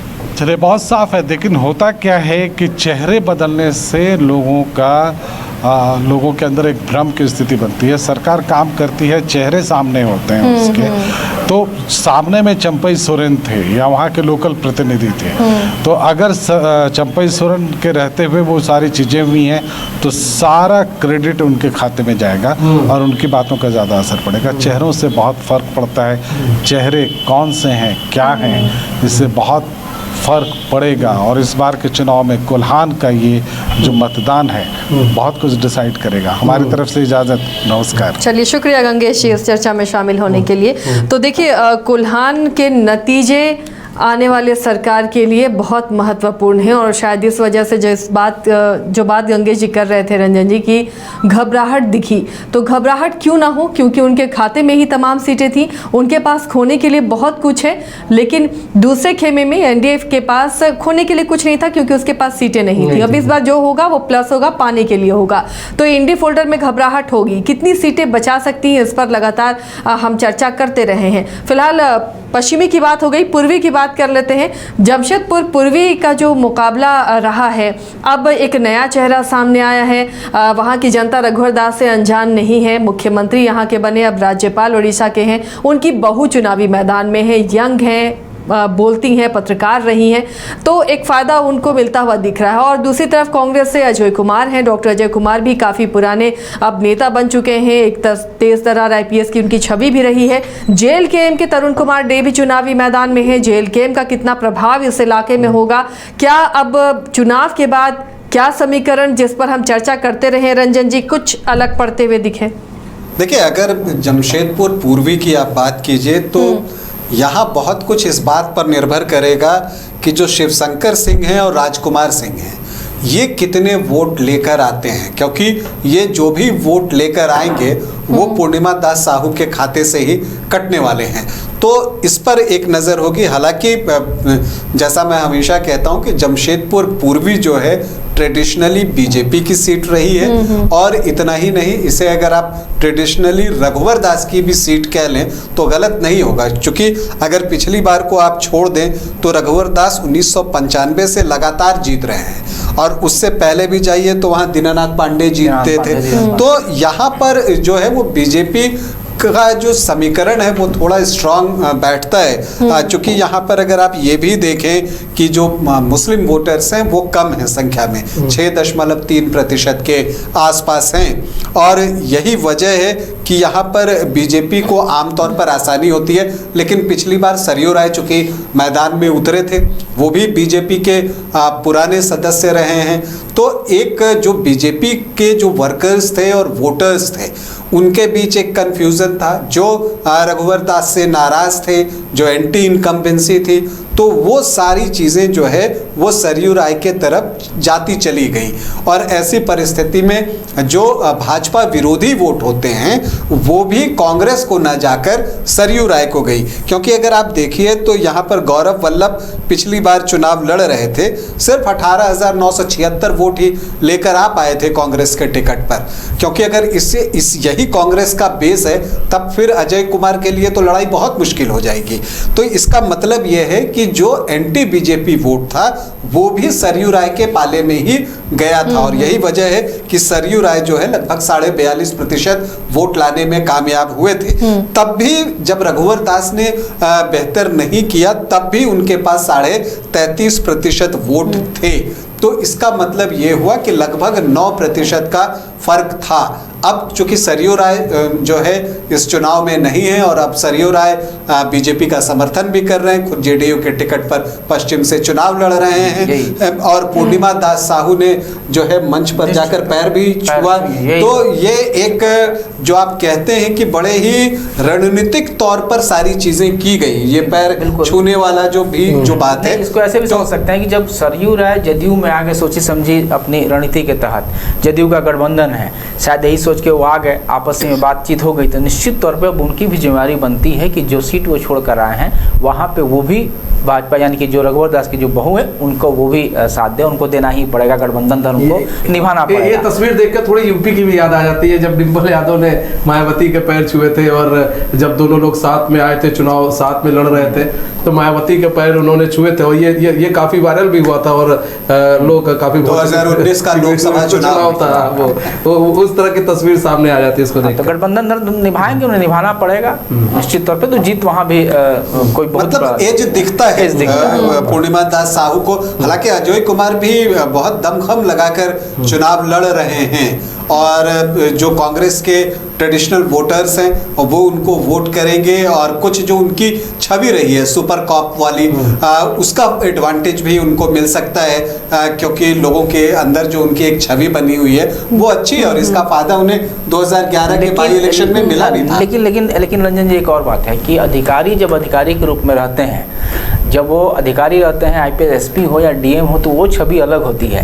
नेता जब वो राजनेता बन जाते हैं अलग होता है। आप देख लीजिए अपने ही भाजपा पार्टी में देखें, कई लोगों को मौका दिया गया लेकिन वो जीत नहीं पाते हैं। आप बहुत दूर मत जाइए, जिन्होंने इलेक्शन कमीशन को इस रूप में ला दिया वो खुद चुनाव नहीं पाए, वो खुद नहीं चुना पाए। तो ये बड़ी विडंबना है। तो मुझे लगता है चूंकि मिनी मुंबई के नाम से जाना जाता है जमशेदपुर, काफ़ी एडवांस लोग पढ़े लिखे वहाँ पे हैं और पढ़े लिखे लोग हमेशा से भाजपा के लिए वोटर इंटेलिजेंसिया माना ही जाता रहा पार्टी ने। तो निश्चित तौर पर हवा, लेकिन साक्षरता में केरल सबसे आगे है। लेकिन वहाँ बीजेपी सरकार नहीं बन पाती है। राजनीति की यही विडंबना है। चलिए अब अगली सीट, हॉट सीट, सरायकेला की सीट, जिस पर लगातार चर्चा होती रहती है। चंपई सोरेन अपनी सीट के साथ कोल्हान की कई सीटों को प्रभावित कर सकते हैं और ये बीजेपी के फेवर में जा सकता है। इस बार चंपई सोरेन के सामने गणेश महली को मौका दिया है जेएमएम ने। किस तरह की फाइट दिखी रंजन जी? वोटिंग परसेंटेज क्या इशारा कर रहे हैं? देखिए, अगर हम सरायकेला की बात करें तो यहाँ पर चंपई सोरेन है, उनके सामने गणेश महली हैं, लेकिन यहाँ पर हमें जेएलके प्रत्याशी प्रेम मार्डी को भी याद रखना पड़ेगा, क्योंकि उन्होंने भी एक प्रभाव चुनाव में छोड़ा है। अब वो वोटों में कितना तब्दील हुआ है ये तो जब ईवीएम खुलेगा तब पता चलेगा, लेकिन उन्होंने अपनी एक यहाँ पर जो है वो चीज़ दिखाई है। अब ये देखना दिलचस्प होगा कि जो सरायकेला का चुनाव है वहाँ पर अगर हम वोटिंग प्रतिशत की बात करें तो देखिए आप इस बार जो है पिछली बार 68.18% वोट थे। इस बार कितने हैं वो मुझे एक देखना पड़ेगा कि वो बढ़ा है या उतना ही रहा है।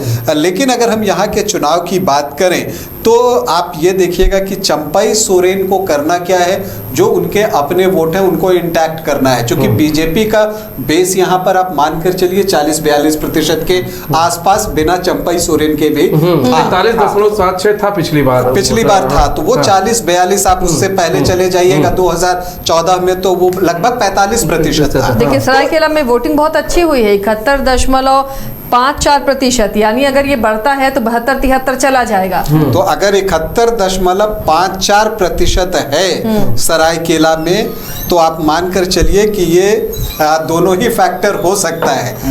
इस लिहाज से ये दोनों फैक्टर हो सकता है कि ये एक तो चंपाई सोरेन का इफेक्ट है, क्योंकि उनकी वजह से और उनके जो सपोर्टर्स हैं वो घरों से निकलकर बाहर आए और उन्होंने वोट किया। हम यहाँ एक बात कहेंगे, हम लोग आगे चर्चा करेंगे। देखिए, चंपाई सोरेन ने जैसे ही खेमा बदला और भाजपा में आ गए, छटपटाहट जेएमएम में दिख रही थी। आप देखिए लगातार अभी जब मैनिफेस्टो जब जारी किया भारतीय जनता पार्टी ने, तो उनकी तस्वीर को स्टैम्प साइज में लेकर चले गए, उस पर भी रिएक्शन आया जेएमएम की तरफ से।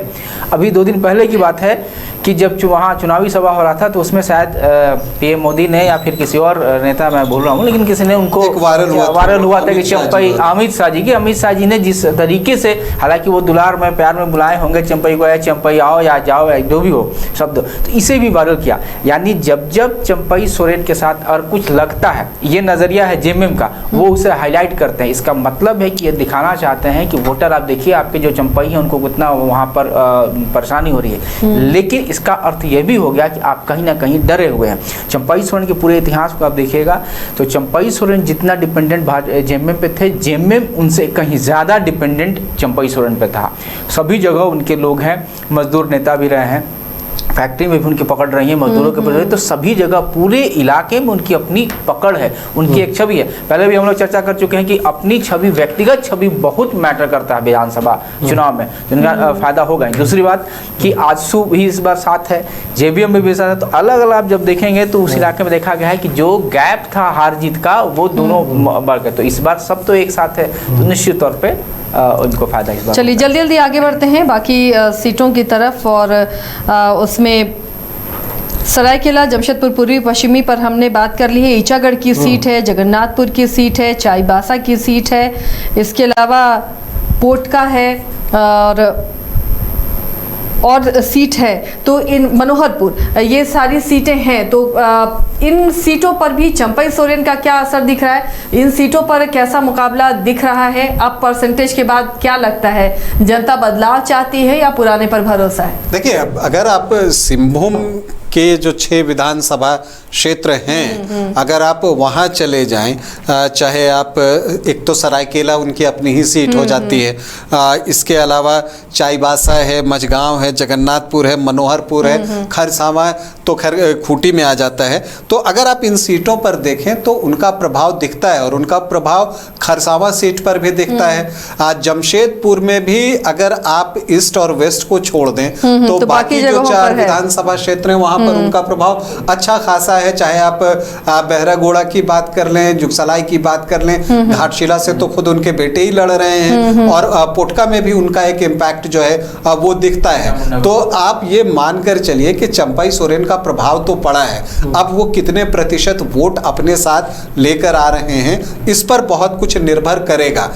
एक सीट जिसकी मैं यहाँ पर चर्चा करना चाहूँगा, वो चाईबासा की भी एक सीट है।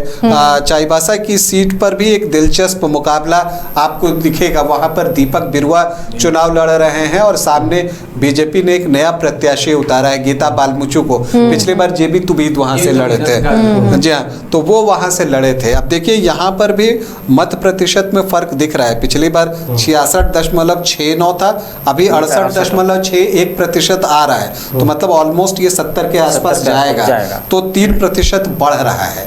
तो अब ये बढ़ रहा है, लेकिन यहाँ पर मुझे लगता है कि दीपक बिरुआ फिर भी सुखद स्थिति में, ऐसा मुझे लगता है। हालांकि ये गीता बालमुचु के लिए पहला चुनाव है, उन्होंने बड़ा जमकर चुनाव लड़ा है, अच्छा चुनाव लड़ा है, तो हालांकि कई बार चुनाव में उलटफेर होते हैं, लेकिन यहाँ पर मुझे लगता है कि दीपक बिरुआ को ज़्यादा परेशानी होनी नहीं चाहिए, वो लगातार यहाँ से जीत भी रहे हैं। एक फैक्टर पूरे चुनाव में आप देखेंगे कि भारतीय जनता पार्टी ने, चाहे वो लोकसभा की चुनाव हो या फिर विधानसभा की चुनाव, महिलाओं की सुविधा पे वो ज़्यादा जोर देते हैं, महिलाओं की बात वो ज़्यादा करते हैं।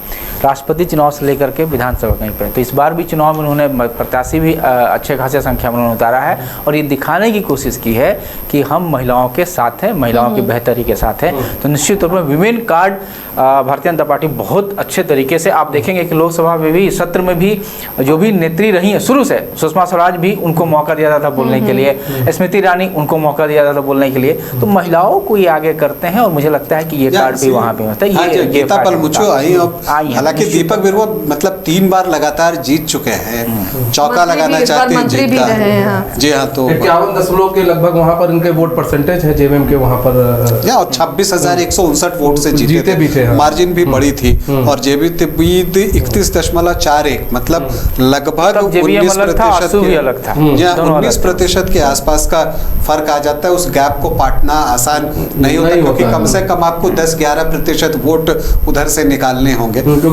पिछले 32% वोट थे बीजेपी के वहां पर, तो अब एक बड़ा गैप तो है ही। तो आगे बढ़े और छोटानागपुर की सीटों की तरफ आते हैं, दक्षिणी और और जगन्नाथपुर सीट को नहीं भूल सकते। चलिए, वैसे तो पोटका भी बहुत महत्वपूर्ण सीट है, घाटशिला पोटका। अभी संथाल की बहुत सारी सीटें जो हैं वो बची हुई हैं। मनोहरपुर की सीट इंपॉर्टेंट है, जोबा मांझी जो है वो सांसद बन गई हैं, बेटे जगत मांझी लड़ रहे हैं, वो सीट इंपॉर्टेंट है। और जगन्नाथपुर सीट का तो खास महत्व है। खास महत्व इसलिए है कि गीता कोड़ा चुनाव लड़ रही हैं और कोड़ा दंपत्ति के लिए यहाँ का रिजल्ट बहुत मायने रखता है, उनके राजनीतिक भविष्य के लिए भी। तो ये इस लिहाज से ये सीट बहुत महत्वपूर्ण हो जाती है कि यहाँ का परिणाम क्या आता है। और यहाँ पर अगर आप देखें तो आपको सोनाराम सिंकू, जो कि कभी करीबी हुआ करते थे मधु कोड़ा के, काफ़ी जो है वो करीबी थे, और पिछली बार जब 2019 में ये जीते थे तो उन्हें टिकट जो है मधु कोड़ा की सिफारिश पर ही शायद मिला था। हालांकि उन्होंने अब कह दिया है कि भाई राजनीति में मेरा कोई गॉडफादर नहीं है, तो ये बातें उन्होंने कह दी हैं। और कई बार ये भी सवाल आ रहे थे कि शायद सोनाराम सिंकू को टिकट न मिले, लेकिन सोनाराम सिंकू को अंततः टिकट मिला। कल्पना सोरेन उनके लिए सभा करने भी गई थी उस समय। तो सोनाराम सिंकू को टिकट मिला है और गीता कोड़ा से उनका मुकाबला हो रहा है और यहाँ का रिजल्ट बहुत कुछ तय करेगा, क्योंकि खोई हुई राजनीतिक जमीन वापस पाने की ये लड़ाई है गीता कोड़ा के लिए। ये लड़ाई सोनाराम सिंकू से कम है, अपनी खोई हुई राजनीतिक जमीन वापस पाने की ज़्यादा है। तो यहाँ पर क्या कुछ निकल कर आता है ये देखना होगा। हालांकि एक यहाँ पर प्रत्याशी हैं मंगल सिंह बुबोंगा, ये जेएमएम से टिकट चाहते थे, झारखंड आंदोलनकारी हैं। और मैं जब इन्हें देख रहा था तो ये 1995 से हर चुनाव लड़ रहे हैं, अलग अलग पार्टी से, हर पार्टी से लगभग ये चुनाव लड़ चुके हैं। जेएमएम से, आजसू से, जेवीएमपी से, ये लगातार चुनाव यहाँ लड़ रहे थे। और इस बार भी वो जेएमएम से चाहते थे कि उन्हें मिल जाए। यहाँ पर जेएलकेएम के भी प्रत्याशी हैं लक्ष्मी नारायण लागूरी, उनके प्रदर्शन पर भी बहुत लोगों की नज़र तो है। क्या इन सब के बीच में जो बागी हैं, नाराज हैं, वो खेल बिगाड़ सकते हैं? या बागी तो किसी का भी खेल बिगाड़ सकते हैं अगर जनता उन्हें गंभीरता से लेती है और अगर उनको वोट करती है, तब तो निश्चित तौर पर नुकसान होगा। लेकिन इस तरह के जो सीटें हैं जो ट्राइबल बेस्ड हैं, वहाँ पर जो अनुसूचित जनजाति की आबादी होती है वो ज़्यादा होती है। जगन्नाथपुर में भी लगभग 63.5% आदिवासी वोटर्स हैं और मुस्लिम भी 7% हैं। तो यहाँ पर देखिए सब कुछ डिपेंड करता है कि ये जो 63.5% आदिवासी आबादी है उसका बंटवारा किस तरह से होता है, क्योंकि ये भी तय है कि ये एक ही तरफ नहीं जाएगा, क्योंकि सारे तो आपको ट्राइबल कैंडिडेट ही होते हैं, तो उसमें वो बंटवारा तो होता है अकॉर्डिंगली। अब ये डिपेंड करता है कि कौन बड़ा चंक निकाल कर ले आता है। अब जैसे मान लीजिए कि इसमें से कांग्रेस को जो ट्राइबल वोट में मिलेगा उसमें मुस्लिम वोटर्स ऐड ऑन हो जाएंगे, और जो गीता कोड़ा निकाल कर आएंगे उसमें गोप, महतो, प्रधान, ये सारे वोट जो है वो ऐड ऑन होते हैं। तो बाकी ऐड ऑन होते हैं, मुख्य चीज जो है यहाँ वो 63.51% वोट ही है। मनोहरपुर की बात कर लें। हाँ चलिए, मनोहरपुर जगत मांझी और दिनेश चंद्र बोएपाई आजसू के प्रत्याशी हैं। और मनोहरपुर में अगर आप देखिए तो पिछली बार जोबा मांझी का दबदबा होगा, तो क्या लगता है कि जेएमएम कैंडिडेट के लिए आसानी होगी? देखिए जोबा मांझी के बेटे हैं जगत मांझी, और जोबा मांझी बिल्कुल सरल सादगी वाला जीवन जीते जैसे देखिए हैं। सांसद भी और- वो बन गई।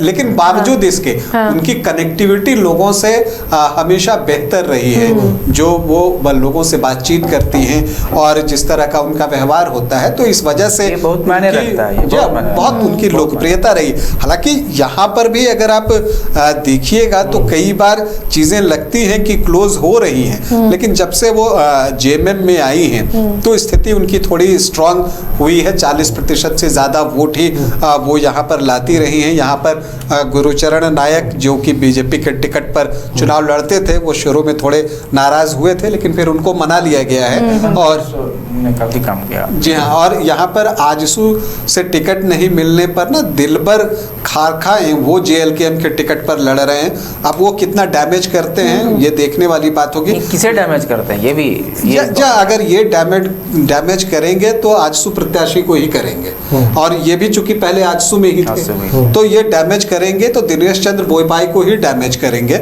और हालांकि दिनेश चंद्र बोईपाई भी पूरे दिल से ये चुनाव लड़ रहे हैं। पिछली बार भी चुनाव लड़े थे, लेकिन उस समय पार्टी अलग थी, SUC ICC वो थी, और तब वो 1% वोट भी नहीं लेकर आ पाए थे। लेकिन चूंकि जब पार्टी तो है, अब आजसू है, कोल्हान की साथ तो- में बीजेपी है, तो एक कोल्हान उसका की असर- हर सीट इस तरह महत्वपूर्ण दिख रही है। घाटशिला के बारे में बात कर लेते हैं। घाटशिला में अब बाबूलाल सोरेन है, अब चंपई सोरेन के बेटे, और प्रभाव से चंपई सोरेन के प्रभाव से सीट में इनकार नहीं किया जा सकता है। तो मुकाबला यहाँ पर क्या दिख रहा है, और वोटिंग परसेंटेज क्या लग रहा है कि अगर बहुत ज़्यादा है तो बाबूलाल सोरेन को मौका देगी यहाँ की जनता? देखिए, घाटशिला में अगर आप पिछली बार भी देखिएगा तो मार्जिन बहुत ज़्यादा नहीं थी। पिछली बार भी 6,724 वोट से ही रामदास सोरेन जीते थे, और लखन चंद्र मार्डी दूसरी पोजीशन पर थे और उनको 33.41% वोट आया था, और आजसू को 18.77% वोट आया था। अगर इन दोनों को जोड़ दीजिए तब तो बहुत आसान दिखता है, लेकिन ये याद रखना होगा कि तब आजसू से प्रदीप बालमुचु लड़े थे। कांग्रेस के कद्दावर नेता हैं और यहाँ से कई चुनाव जीत चुके हैं प्रदीप बालमुचु, और घाटशिला एक्चुअली उन्हीं की सीट थी, और उन्हीं से ये निकलकर जो है अब जेएमएम के पास ये सीट चली गई है। और इस बार बड़ी चर्चा थी कि वो शायद तोरपा से टिकट चाहते हैं, लेकिन ऐसा कुछ हुआ नहीं। तो अब अगर देखिए, अगर सिंपल बीजेपी और आजसू का वोट जुड़ जाए तब तो काम जो है बहुत आसान हो जाएगा, लेकिन ऐसा पूरा होगा नहीं, ये भी मानकर चलिए, क्योंकि वो जो 32,000 वोट प्रदीप बालमुचु ने लाए थे उसमें बहुत सारा वोट जो है उनका अपना होगा, इसमें आप ये मानकर चलिए। लेकिन फिर भी फाइट यहाँ पर क्लोज दिखेगी, इससे आप इनकार नहीं कर सकते। और हालांकि लोकसभा चुनाव में बीजेपी को यहाँ से लीड मिली है, लेकिन वो लीड भी बहुत छोटी है, 795 वोटों की। तो इसका मतलब है कि यहाँ बहुत नेक टू नेक फाइट है। अब इस नेक टू नेक फाइट में चंपई सोरेन का जो इम्पैक्ट है, इफेक्ट है, वो कितना असर डालता है, उस पे घाटशिला की सीट का परिणाम निर्भर उल्लेखनीय करेगा। यही है कि इसी शर्त पे वो भाजपा में शामिल भी हुए थे कि उनके बेटे के लिए भी एक सीट रखा जाए। पोटका भी हॉट सीट है, मनीष जी पूछ रहे हैं। सीट है, यहाँ पर बात की जाए रंजन मीरा जी, मुंडा। उसको किस तरह से देख रहे हैं? देखिए, पोटका सीट की अब बात कीजिए तो पिछली बार 69.2% वोट था, और इस बार जो हम लोगों तक अब तक सूचना पहुंची है वो 72.29 है। मतलब 3% का जंप तो अभी ही है, 2% और बढ़ा तो ये 5% के आसपास चला जाएगा। तो अब ये जो बढ़त है वो किस वजह से है? क्या मीरा मुंडा के आने की वजह से है? देखिए, अर्जुन मुंडा ने लगातार कैंप किया और कहीं और नजर नहीं आके पोटका पे ही पूरा फोकस रहा है। मनीष जी क्या कहेंगे यहाँ पर इस सीट पर? उनकी मेहनत रंग लाएगी? देखिए, निश्चित तौर पे अर्जुन मुंडा चूंकि लोकसभा सीट अपने हार चुके थे, तो उसके बाद अब उनकी अपनी जमीन बचाने के लिए ये बहुत करो मरो वाली जो कह सकते हैं ये चीज़ था।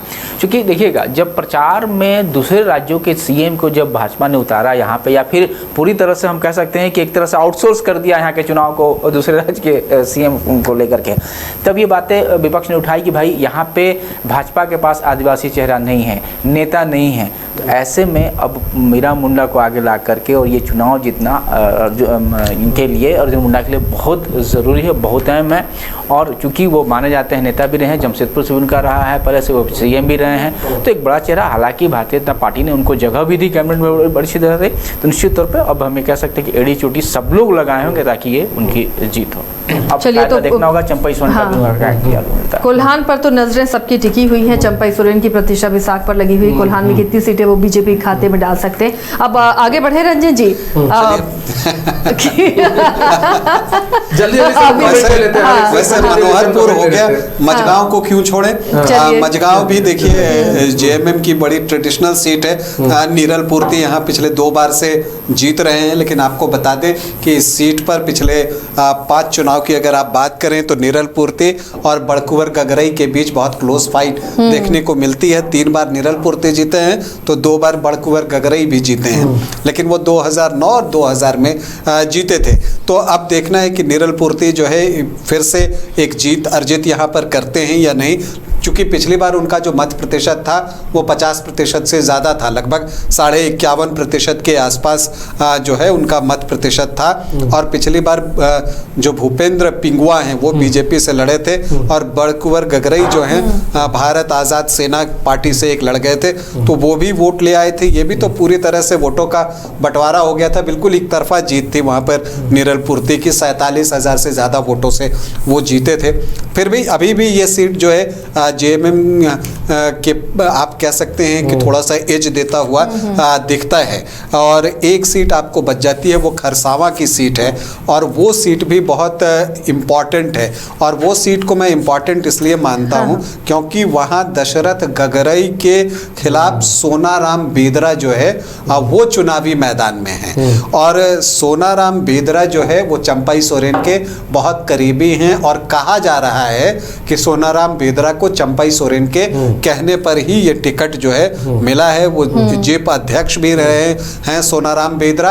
और अगर गणेश महले आज चंपई सोरेन के खिलाफ चुनाव लड़ रहे हैं तो वो सोनाराम बेदरा की वजह से ही लड़ रहे हैं, ये भी आप कह सकते हैं। इसलिए मैं इस सीट की चर्चा करना चाहता था, क्योंकि जो गणेश महली है वो जब सरायकेला में हो गया कि चंपई सोरेन लड़ेंगे तो उन्होंने जो है खरसावां की सीट मांग ली थी कि आप खरसावां के लिए अप्लाई किया था कि मुझे वहां से टिकट दे दीजिए, लेकिन वहां पर सोनाराम बेदरा को टिकट मिला और जो है फिर गणेश महली JMM में शामिल हुए और चंपई सोरेन के खिलाफ आज चुनाव लड़ रहे हैं। तो अगर आप ये देखिए तो इसलिए इस लिहाज से ये सीट बहुत महत्वपूर्ण है। 2 बार से दशरथ गगराई जो हैं यहाँ पर विधायक हैं, तो अब इस 2 बार का कितना एंटी इनकम्बेंसी उनके पास है ये देखना होगा। और सोनाराम बेदरा चूंकि जीप अध्यक्ष रहे हैं तो एक उनकी भी जो है लोगों पर पकड़ होगी, ये स्वाभाविक है। प्लस चंपई सोरेन का इफेक्ट होगा। और यहाँ पर JLKM के प्रत्याशी पांडुराम हिब्रू भी अच्छा कर रहे हैं। अब वो कितना इस चुनाव को दिलचस्प बनाते हैं उस पर बहुत कुछ जो है वो निर्भर करने वाला है। और जब दशरथ गगरई की बात की है तो चक्रधरपुर की भी बात करनी पड़ेगी, क्योंकि चक्रधरपुर में जो है दशरथ गगरई के भाई जो हैं वो JMM के बागी बन गए हैं और वो JMM के बागी बनकर चुनाव लड़ रहे हैं। और अगर आप उनको देखें तो वो वहाँ पर विजय सिंह गिलुआ, माफ़ कीजिए विजय सिंह गगराई, वो दशरथ गगराई के भाई हैं और वो यहाँ पर त्रिकोण बना रहे हैं और सुखराम उरांव के लिए मुश्किलें पैदा कर रहे हैं। अगर विजय सिंह गगराई ने अच्छे वोट ले आए और चूंकि उनको वहाँ पर काफ़ी सपोर्ट है, तो अगर वो सपोर्ट उनके वोटों में कन्वर्ट हो जाता है तो फिर सुखराम उरांव के लिए जो है परेशानी बढ़ने वाली है और वहाँ पर फिर जो है शशि भूषण समद के लिए काम आसान हो जाएगा। चलिए, तो अब आगे बढ़ते हैं और जो उत्तरी दक्षिणी छोटानागपुर की सीटें हैं उन पर हम चर्चा कर लेते हैं, क्योंकि यहाँ भी कम दिलचस्प मुकाबला नहीं है। तो सबसे पहले रांची की सीट पर बात, महुआ बाजी यहाँ पर कड़ी टक्कर 6 बार के विधायक को देती हुई नजर आ रही है CP सिंह को। और जो वोटिंग परसेंटेज हालांकि बहुत नहीं रहा, रांची में सबसे कम परसेंटेज रहा है शहरी क्षेत्रों के परसेंटेज को अगर देखें तो ये जो कम परसेंटेज है ये क्या इशारा कर रहा है? महुआ बाजी ने काफ़ी मेहनत की है, राज्यसभा सांसद रहते हुए भी हर गली मोहल्लों में उनके काम दिखते हैं। तो और सीपी सिंह भी लगातार विधायक रहे हैं, किसी की भी मुसीबत पर सीपी सिंह हमेशा हाजिर रहे हैं, तो दोनों के अलग अलग अपने काम हैं। तो कैसा मुकाबला अब दिख रहा है यहाँ पर? दोनों के अलग अलग काम हैं, दोनों के अलग अलग वोट भी हैं। ये क्लियर कट डिफरेंस जो है वो आज दिखा भी है, वो दिखता भी है। और देखिए यहाँ पर 51.50% जो है वोट इस बार जो अंतिम सूचना हम लोगों तक पहुंची है वो यही है, लेकिन पिछली बार इससे भी कम था, 49.1%। तो उस लिहाज से तो सुधार दिखता है। अब अगर 1-2% और बढ़ गया तो ये 53% के पास चला जाएगा, तो लगभग ये 4% का इजाफा हो सकता है, लेकिन उसके लिए हमें अभी इंतजार करना होगा कि क्या कुछ होता है। तो यहाँ पर स्थिति ये है, बहुत टाइट फाइट है सीपी सिंह और महुआ माझी के बीच में। एंटी इनकम्बेंसी दिखेगी यहाँ पर? देखिए, अगर एंटी इनकम्बेंसी दिखनी होती तो अभी 1996 से जीतते चले आ रहे हैं सीपी सिंह। दिख जाती तो 1, 2, 3, 4, 5, 6 तो सीधे यहाँ पर रंजन जी समीकरण ही काम करते हैं, सीधे समीकरण, कैंडिडेट नहीं समीकरण काम कर रहे हैं। मतलब यहाँ पर सीधा है कि ये बीजेपी का गढ़ कहा जाता है, तो यहाँ पर इसलिए जो है वो अब किसी को भी आप दे दें तो वहाँ पर 1990 में गुलशन लाल आजमानी रांची से जीते थे, और उसके बाद आप देख लीजिए 2019 तक सिर्फ यहाँ से बीजेपी ही जीतती रही है। तो इसलिए ये ट्रेडिशनली पूरी तरह से बीजेपी के वर्चस्व वाली सीट रही है। अब यहाँ पर चूंकि महुआ माझी के लिए भी ये तीसरा चुनाव है और उनके सामने भी बड़ा चैलेंज है, खुद को साबित करना है। चूंकि 2 चुनाव वो हार चुकी हैं, 2019 में भी, 2014 में भी। तो अब जब ये तीसरा मौका उनको मिला है तो उनको भी अपने आप को साबित करना, और यही वजह है कि महुआ माझी ने भी चुनाव में पूरी तरह से अपने आप को झोंक दिया। सीएम हेमंत सोरेन ने उनके लिए सभा के, कल्पना सोरेन उनके साथ कई मौकों पर नजर आई। चूंकि ये रांची की सीट थी तो इसका फायदा उनको मिल सकता है, और उन्होंने जो है अपनी पूरी कोशिश की है, और आज भी जो है वो चीज़ आपको दिखती है। और महुआ माझी के साथ एक प्लस पॉइंट है कि इंटेलेक्चुअल रही हैं, तो उस वर्ग का भी वोट जो है वो उनको मिल जाता है, और इस चीज़ का फ़ायदा जो है उनको मिलता है। यहाँ बंगाली कम्युनिटी भी है, उसके वोट भी कुछ उनकी तरफ जाते हैं, तो इसी वजह से वो पिछली बार इतना टफ मुकाबला दे पाई थी। यहाँ मुद्दे क्या पुल पुलिया भी होंगे, ब्रिज भी होगा, निजात यहाँ जो जाम की स्थिति होती है। और जो मुझे याद है कि चंपई सोन गए थे कि भाई अब जल्दी से इस पुल का हम लोग इनाग्रेशन कर दे चुनाव से पहले, हालांकि उनको ये मौका नहीं मिल पाया, हेमंत सोरेन के हाथ ये लगा, और यही वजह है कि जल्दीबाजी में भी किए। लेकिन लोगों को यहाँ जो नगरीय जीवन है, चूँकि ये नगर है, ये कैपिटल सिटी है, तो क्या उनको भी इसका फ़ायदा, लोग ये समझ रहे हैं इस बात को कि हाँ अब यहाँ की जो स्थिति नगरीय जीवन थोड़ा सा सुधार हो रहा है, ये भी इसका फ़ायदा कहीं मिलेगा? देखिए, रांची में मैंने अक्सर देखा है कि लोकसभा चुनाव हो, विधानसभा चुनाव हो, राष्ट्रीय मुद्दे ज़्यादा हावी रहते हैं, और यहाँ पर राज्य के मुद्दों की बात होगी। यहाँ पर अगर आप इसमें देखिए, जो सड़कें हैं और बाकी चीज़ों पर चर्चा कम रहती है, क्योंकि वहाँ पर कई समस्याएं दिखती हैं, लेकिन वो चीज़ें जो है मुझे नहीं लगता कि इतना प्ले में आता है रांची में। पिछली बार अगर आप देखिए, तब जब सीपी सिंह सिर्फ 5,904 वोटों से जीते थे, तब भी उनका मत प्रतिशत लगभग 47% के आसपास था। अब समझिए, अगर वो 3% इसमें इजाफा कर लें तो फिर वो अजय स्थिति में पहुंच सकते हैं। लेकिन अब एक जैसा मनीष जी ने कहा, एंटी इनकम्बेंसी वाली बात, और एक ही समय, और सीपी सिंह ने एक चीज़ और किया कि एक तरह से इसे अपना आखिरी चुनाव घोषित कर दिया, और वो कहते हुए दिखे, हाँ जी हाँ, और ये मास्टर स्ट्रोक हो सकता है, क्योंकि वो कहते रहे कि भाई सिक्सर लगा दिया है, अब ये 7वीं बार है, मुझे नॉट आउट ही विदा करो। तो नॉट आउट विदा होना चाहते हैं। तो अब ये देखना है कि वोटर्स किस तरफ जाते हैं, क्योंकि महुआ माझी को भी वोट यहाँ पर बहुत पड़े हैं, और अब मैंने कई बूथों पर देखा कि वोट दोनों तरफ जा रहे हैं। जो लोगों से चर्चा कर एक अनुमान लगता है, चूंकि हम देखते तो है नहीं, लेकिन जो बातचीत होती है उससे जो एक अनुमान लगता है, तो लग रहा था कि दोनों तरफ वोट जा रहे हैं। तो एक क्लोज फाइट यहाँ पर देखने को मिलेगी, और यहाँ पर मुस्लिम वोटर्स भी 24.2% हैं, तो महुआ माझी 25% से अपनी गिनती शुरू करेंगी, और साथ में यहाँ पर 13.73% आदिवासी आबादी है, तो ये ऑलमोस्ट 37% हो जाता है। अगर जेएमएम के कैंडिडेट के नाम पर एसटी वोटर्स उनकी तरफ जाते हैं तो उनकी स्थिति भी कमजोर कहीं से नहीं दिखती। एक बराबरी उन्होंने का अच्छा मुकाबला दिया या था। बराबरी का चलिए मुकाबला दिखता अगली है। सीट है अब इधर तमाड़, तोरपा, सिमडेगा, सिसई, गुमला, ये सब जो सीटें हैं रंजन जी, यहाँ पर कैसा मुकाबला दिख रहा है? पिछली बार कितनी सीटें थी दोनों फोल्डर में से किसके पास, और इस बार क्या बनता हुआ दिख रहा है? देखिए, अगर आप उस तरफ जाएं तो देखिए, अगर आप खूंटी की बात करें तो वो भी ट्रेडिशनली बीजेपी की सीट रही है। नीलकंठ सिंह मुंडा जो हैं वहाँ से लगातार जीत रहे हैं। अब उनके सामने इस बार जो है राम सूर्या जो हैं वो खड़े हैं। अब वो किस तरह का प्रदर्शन कर पाते हैं, क्या जो उनका तिलिस्म है उसे तोड़ पाते हैं, ये एक चीज़ जो है वो आपको महत्वपूर्ण होगा। और इसके अलावा जब आप यहाँ पर आते हैं कि अगर लोहरदगा तमाड़ की बात कर लें, तमाड़ में भी देखिए इस बार 67.12% वोट पड़ा है। पिछली बार 68.57% था। लेकिन देखिए यहाँ राजा पीटर जो है वो चुनाव में उतरे हैं और सामने विकास मुंडा हैं, 2 बार से जीत रहे हैं। तो एक थोड़ी एंटी इनकम्बेंसी उनकी तरफ दिखती है। पिछली बार चूंकि यहाँ बीजेपी आजसू अलग हो के लड़ा था तो इसका भी फायदा विकास मुंडा को हुआ था।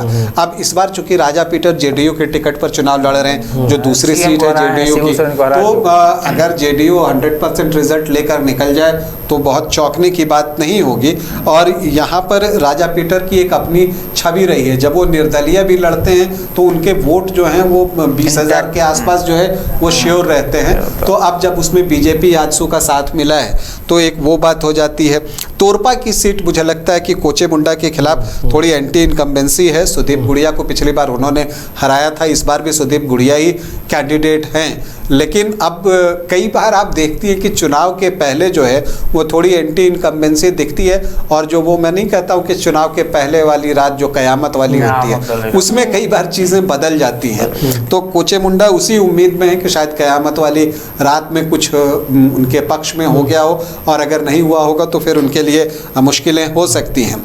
लोहरदगा की सीट एक इम्पॉर्टेंट सीट है क्योंकि यहाँ मंत्री रामेश्वर उरांव जो है वो चुनाव लड़ रहे हैं और सामने नीरू शांति भगत है। सिंपैथी वोट भी नीरू शांति भगत के पास इस बार होगा। नहीं, और एक दिलचस्प बात यह है कि ये चुनाव जब शुरू हुआ था तो बिल्कुल एक तरफा दिख रहा था। लग रहा था कि रामेश्वर उरांव बिल्कुल आराम से जीत जाएंगे। लेकिन जैसे जैसे चुनाव ने अपनी गति पकड़ी, प्रचार में लोगों ने जोर लगाया, जो सुदेश महतो की पत्नी हैं वो खुद वहाँ पर मोर्चा संभालने पहुँच गई, सुदेश महतो की सभा हुई, तो इन सब का एक असर तो दिखा है। और पिछली बार भी जब आप बीजेपी आजसू के वोट लोहरदगा में जोड़ दें तो वैसी परिस्थिति में आपको ये दिखेगा कि उनके वोट ज़्यादा हो गए कांग्रेस से। लेकिन पिछली बार जो है बीजेपी से सुखदेव उरांव लड़ रहे थे चुनाव, सुखदेव भगत, तो वो चुनाव लड़ रहे थे, तो इस वजह से जो है कुछ उनके भी अपने वोट रहे होंगे। हालांकि इस बार जो लोकसभा का चुनाव हुआ है उसमें यहाँ से सुखदेव भगत ने अच्छी लीड हासिल की है। तो देखिए यहाँ पर भी मुस्लिम वोटर्स की संख्या अच्छी खासी है। वो एक तरफ जो है वो रामेश्वर उरांव के पक्ष में जाता भी है और उसके बाद से उनकी गिनती शुरू होती है। नीरू शांति भगत ने भी बहुत जोर लगाया है, कई मुद्दों को उठाया है। तो अब जो एक तरफा जीत दिख रही थी वो एक तरफा अब नहीं दिख रही है और वो एक मुकाबला अब दिखने लगा है। और इस मुकाबले का परिणाम क्या होगा ये 23 नवंबर को पता चलेगा। इसके अलावा अगर खूंटी सीट पर बात हमने कर ली, बिशनपुर सीट पर हमने शुरू में ही बात कर ली थी।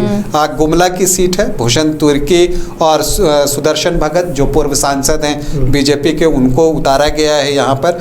और यहाँ पर भी अगर आप देखिए तो पिछली बार से वोट प्रतिशत बढ़े हैं। ये बड़ा मुश्किल है कि वोट प्रतिशत बढ़ किसके लिए रहे ये जानना, क्योंकि आमतौर पर जब वोट प्रतिशत बढ़ता है तो उसको बदलाव के लिए बढ़ता है। लेकिन ये भी बात होता है कि कई बार चुनाव इतना नज़दीकी हो जाता है कि जो पक्ष सत्ता में होता है उनके वोटर्स जो उन्हें चाहते हैं कि ये बना रहे वो भी निकल कर आ जाते हैं। तो ये भी चीज़ देखने को मिलती है। लेकिन गुमला में भी मुकाबला जो है आपको करीबी दिखेगा। और सिमडेगा और कोलेबिरा ये 2 सीट बहुत महत्वपूर्ण है। सिमडेगा में पिछली बार जो श्रद्धानंद बेसरा हैं बीजेपी के, वो सिर्फ 285 वोट से हारे थे। तो एक क्लोज फाइट पहले से थी। अब इस बार जो है आयरिन एक्का जो एनोस एक्का की बेटी हैं वो यहाँ से चुनाव लड़ रही हैं। आप तो वहाँ गए थे, तो वहाँ पर बड़ा दिलचस्प मुकाबला बना है, बताएं। निश्चित तौर पर क्योंकि एनोस एक्का की बेटी हैं, पढ़ी लिखी हैं, यूके से वो पढ़ करके एमबीए आई हैं, काफ़ी तेज तरार। उन्होंने कहा कि मैं काफ़ी दिनों से चल रही हूँ, दौड़ रही हूँ, काम कर रही हूँ। उन्हें विश्वास है कि वो और उनके भाई भी, ये दोनों लोग कोलेबिरा से हैं। लेकिन सिमडेगा कोलेबिरा का जो समीकरण है मनीष जी, भले ही कैंडिडेट बहुत अच्छी हो, पढ़ी लिखी हो, लेकिन क्रिश्चियन और मुस्लिम वोटर्स के साथ वहाँ आदिवासी वोटर्स भी इंडी फोल्डर के खाते में जाते हैं, तो फिर बहुत स्कोप नहीं बचता। क्या आयरिन एक्का उन समीकरण को तोड़ पाई हैं, अपने फेवर में कर पाई हैं? देखिए, जो एनोस एक्का सदान में भी, सदान मतलब कि नॉन ट्राइबल्स वोट में भी उनकी पकड़ है और सबके साथ उनका उठना बैठना है, उनके एक्सेस सबके साथ है, लोगों की पहुंच भी उनके पास है। इनके अलावा जो दोनों बाकी प्रत्याशी जो दोनों विधानसभा में है, उनका सिर्फ और सिर्फ चर्च के आसपास ही राजनीति, उनकी गतिविधि घूमती है, तो ये एक बहुत बड़ा फैक्टर है। और एक चीज और है कि यहाँ एनोस एक्का का कोलेबिरा में खास करके आप प्रभाव देखिए, वो 3 बार यहाँ से जीते भी। तो उस वक्त भी कैंडिडेट जो है कांग्रेस जेएमएम के हुआ करते थे, तो उनकी एक पकड़ थी और पकड़ है अभी भी। वो जीत हासिल हो या नहीं हो, लेकिन वो नहीं जीते हैं तो निश्चित तौर पे सुदर्शन सिमडेगा के लिए, कांग्रेस के लिए बहुत मुश्किल होगा। अब ये देखना है कि यहाँ पर विक्सल जो कोलेबिरा में है तो इनके लिए क्या होगा। लेकिन सिमडेगा में थोड़ी सी थी, जो हम गए थे उस दिन जेएमएम के प्रोग्राम, सीएम का प्रोग्राम था, लेकिन बहुत भीड़ नहीं था। अगली कतार में जो बैठे हुए थे सिर्फ जेएमएम के लोग थे। जैसे ही सीएम, मैं बताना चाहूँगा, जैसे ही मुख्यमंत्री ने मन से उतरे, वैसे ही सामने जो लोग बैठे हुए थे वो सब वहाँ से उठ के जाना शुरू कर दिए। उसके बाद कुछ बच्चे बचे थे, स्कूली कुछ बच्चे थे, यानी हम कह सकते हैं कि कहीं ना कहीं वो उल्लास, वो जो भीड़ होती है वो वहाँ सिमडेगा कोलेबिरा दोनों जगह नहीं दिखा। तो चलिए, दोनों जगह में ही एनोस एक्का की बेटी और ट्रायंगुलर बेटा फाइट आप यहाँ पर कह सकते हैं, क्योंकि और ट्रायंगुलर फाइट में बहुत मुश्किल होता है कुछ प्रेडिक्ट करना, क्योंकि किस तरफ कितना वोट शिफ्ट हो रहा है। क्योंकि ऐसा नहीं है कि एनोस एक्का सिर्फ कांग्रेस के वोट काटेंगे, अगर सदान वोटर्स में जाएंगे तो वहाँ बीजेपी का भी नुकसान होगा, बीजेपी के लिए नुकसान होगा। चलिए, अब ये इन सीटों पर चर्चा हमने कर ली। मांडर की सीट बच गई है रंजन जी। मांडर की सीट पर जहां बंधु तिर्की का ही बोलबाला रहता है, शिल्पी नेहा तिर्की ने वहां से चुनाव जीता, इस बार फिर चुनावी मैदान में है। और बंधु तिर्की चाहे किसी भी पार्टी में रहे हो, ये खासियत है कि वही जीतते हैं। वो किसी भी सिंबल पर रहें, चुनाव उन्होंने ही जीता। अब जब वो डिस्क्वालीफाई हैं चुनाव के लिए, वो चुनाव नहीं लड़ सकते, तो उनकी बेटी चुनावी मैदान में है। तो इस बार क्या वहाँ का मिजाज बनता हुआ दिख रहा है? देखिए वहाँ पर, देखिए अगर वहाँ पर भी आप लड़ाई की बात करें तो वो बहुत सीधा जो है आपको शिल्पी नेहा तिर्की और बीजेपी के सनी टोप्पो के बीच में आपको दिखता है। लेकिन एक दिलचस्प बात ये है कि वोट परसेंट मैं देख रहा हूँ कि पिछली बार 68.02 था, इस बार 72.13% है। तो अब मुझे ये देखना होगा कि ये बाई इलेक्शन में कितना था, वो अभी मैंने लिखा नहीं है, लेकिन फिर भी अगर 2019 से आप लेकर आएँ तो ये लगभग 4% का इजाफा अभी ही दिख रहा है, और जो 1-2% और भी जो है इसमें जुड़ेगा, ऐसी उम्मीद है। तो ये इस तरह से यहाँ पर एक फाइट आपको दिखती है। लेकिन यहाँ पर शिल्पी नेहा तिर्की, चूँकि बंधु तिर्की का जैसा आपने बताया कि यहाँ पर एक दबदबा रहा है और वो लगातार यहाँ से जो है चुनाव जीतते रहे हैं, तो इस वजह से आप कह सकते हैं कि एक मुकाबला तो होगा, लेकिन बढ़त आपको शिल्पी नेहा तिर्की को मुझे लगता है कि दिखती है। और वो इसकी वजह भी है, अगर आप देखिए तो यहाँ मुस्लिम 20% हैं और जो ट्राइबल्स हैं वो 60% के आसपास हैं, तो 80% तो यहीं पर हो जाता है। अब इसमें जो ट्राइबल वोटर्स हैं उसमें क्रिश्चियंस की संख्या बहुत ज़्यादा है, तो वो जो है उनके पाले में जाता है। और ऐसा नहीं है, जो नॉन क्रिश्चियन आदिवासी भी हैं वो भी जो है वो सरना भी उनको वोट करते रहे, कांग्रेस को करते रहे। तो यहाँ पर जो है उस तरह की स्थिति है। अब सनी टोप्पो की हम बात करें तो वो आदिवासी वोटों में कितना हिस्सा निकाल पाए, युवा नेता हैं, तो वो कितना कुछ कर पाए हैं। हाँ, लेकिन ये बात है कि सनी टोप्पो ने भी चुनाव बहुत अच्छा लड़ा है और एक भविष्य के लिए संभावनाएं दिखाई हैं। युवा हैं, ऊर्जावान हैं और जो बोलते हैं, तो जो आजकल का एक मॉडर्न डे स्टाइल है कि जो नेता होता है वो थोड़ा एग्रेसिव बोलता है, तो वो एग्रेसिवनेस उनके अंदर अपनी जमीन तैयार की और कड़ा मुकाबला वो दे रहे हैं। चलिए हजारीबाग लोकसभा की बहुत सारी सीटें हैं, यहाँ पर किस तरह का मुकाबला दिख रहा है? बड़का गांव है, बरकट्ठा है, हजारीबाग खुद है, बरही है, तो ये सब सीटें क्या लग रही है? यहाँ का जो मिजाज हमने लगातार आकलन किया है, जो समीकरण पर हम बात करते रहे हैं, क्या परसेंटेज वैसे ही कुछ इशारा कर रहे हैं? देखिए, अगर कोडरमा की बात हमने नॉर्थ छोटा नागपुर में कर ली है, हाँ। अब हम बरकट्टा की बात कर लेते हैं। तो बरकट्टा में भी अगर आप देखिए तो वहाँ एक मुकाबला जो है वो दिखता है। अमित यादव वहाँ से चुनाव लड़ रहे हैं और जानकी यादव जो हैं वो जेएमएम से इस बार वहाँ पर चुनाव लड़ रहे हैं और कुमकुम देवी जो है बागी बनकर चुनाव लड़ रही हैं। बटेश्वर महतो भी हैं। हाँ, बटेश्वर महतो हैं, उन पर बहुत कुछ निर्भर करेगा। जी हाँ, बटेश्वर महतो जो हैं वो एक तगड़े कैंडिडेट हैं और मुझे लगता है कि जब हम बरकट्टा की बात करें तो ये भी बताएं कि बटेश्वर महतो जो वोट लाएंगे, चूँकि अगर आप यहाँ महतो मेहता वोटर्स को देख लें तो ये ऑलमोस्ट 18-20% के आसपास हो जाते हैं और यही वजह है कि जब पिछली बार भी वो लड़ रहे थे तो 16% वोट था उनके पास, 33,526 वोट।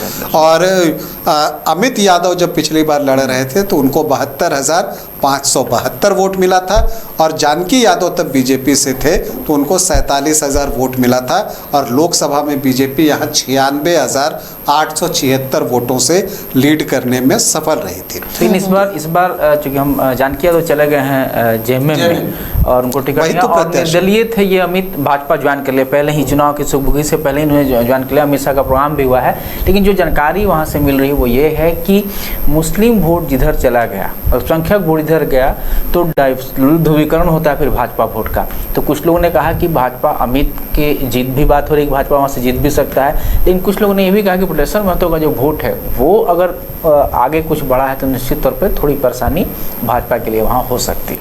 लेकिन बटेश्वर महतो पिछली बार भी 16% वोट लाने में सफल रहे थे। जब देखिए फाइट ट्रायंगुलर हो जाती है तो बीजेपी को वहाँ थोड़ा एज मिल जाता है और इसकी पिछली बार भी देखिए अगर अमित कुमार यादव की बात कीजिए तो उनको 34.29% वोट ही मिले थे, कोई 40% प्लस में वो नहीं थे, लेकिन तब भी वो 24,812 वोटों से जीते थे। तो इसकी वजह यही थी कि बटेश्वर महतो ने, और पिछली बार AIMIM के भी कैंडिडेट यहाँ पर थे, वो 15.84% वोट लाने में सफल रहे थे। इस बार वो नहीं है तो मुझे लगता है कि जानकी प्रसाद यादव के लिए राहत की बात है क्योंकि यहाँ पर जो मुस्लिम वोटर्स हैं वो 16.5% के आसपास हैं, 16.6% हैं।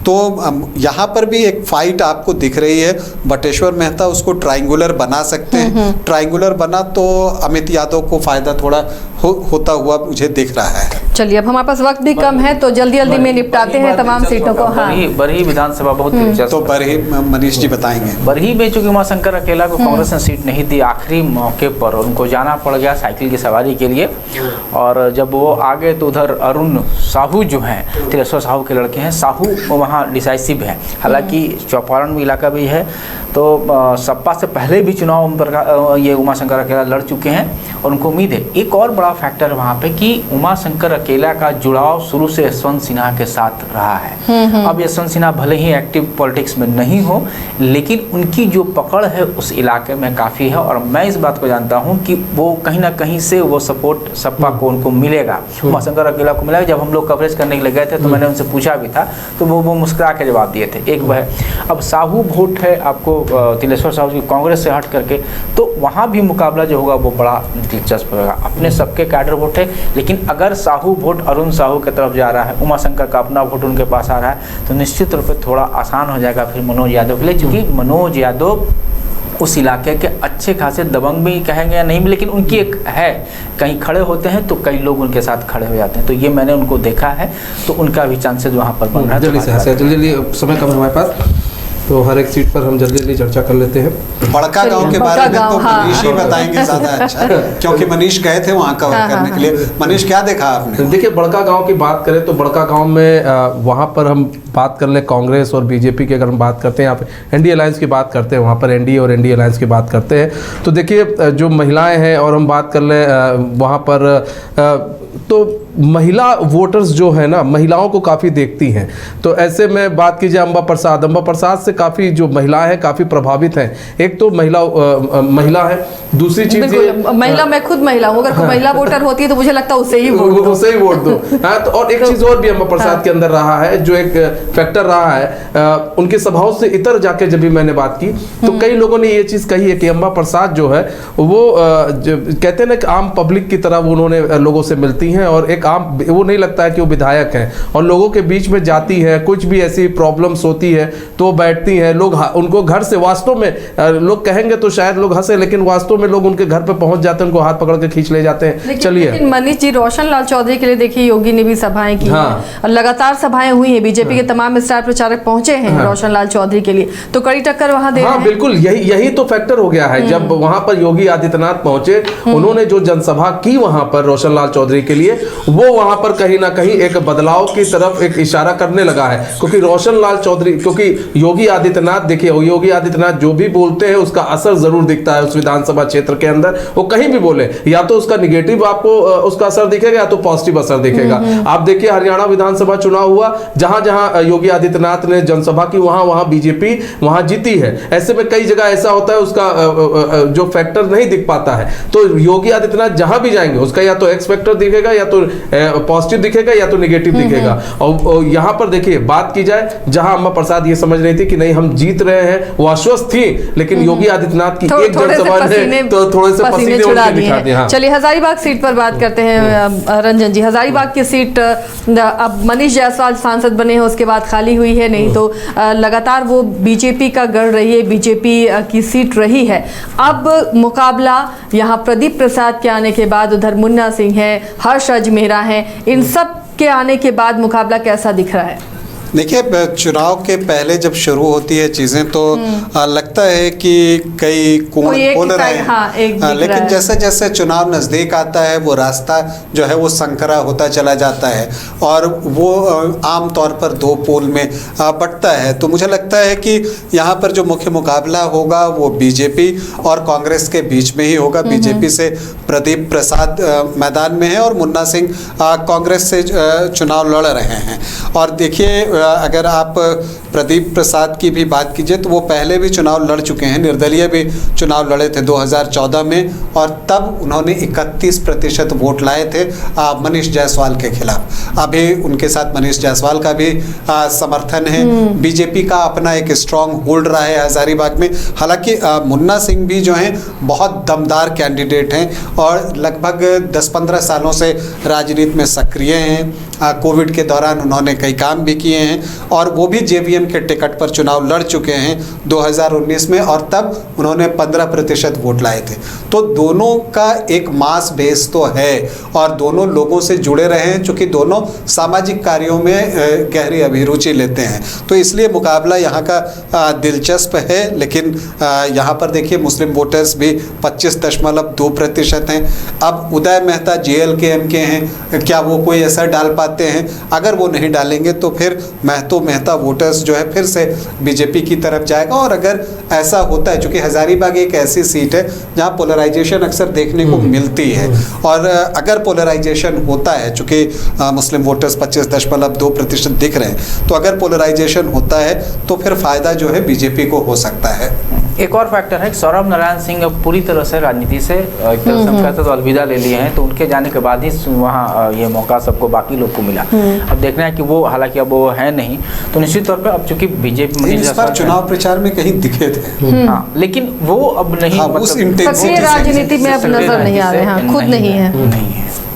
चलिए, और कोई सीट बची है क्या? चतरा की सीट बच गई। हाँ, चतरा की सीट, यहाँ पर मुकाबला इसलिए दिलचस्प है क्योंकि सत्यानंद भोक्ता जो मंत्री हैं उनकी बहू इस बार चुनावी मैदान में है, क्योंकि अब जो जातिगत समीकरण बदले हैं या जाति की वजह से ये सीट सत्यानंद भोक्ता के हाथ से निकल गई है, तो अब उनकी बहू को उन्होंने चुनावी मैदान में उतारा है।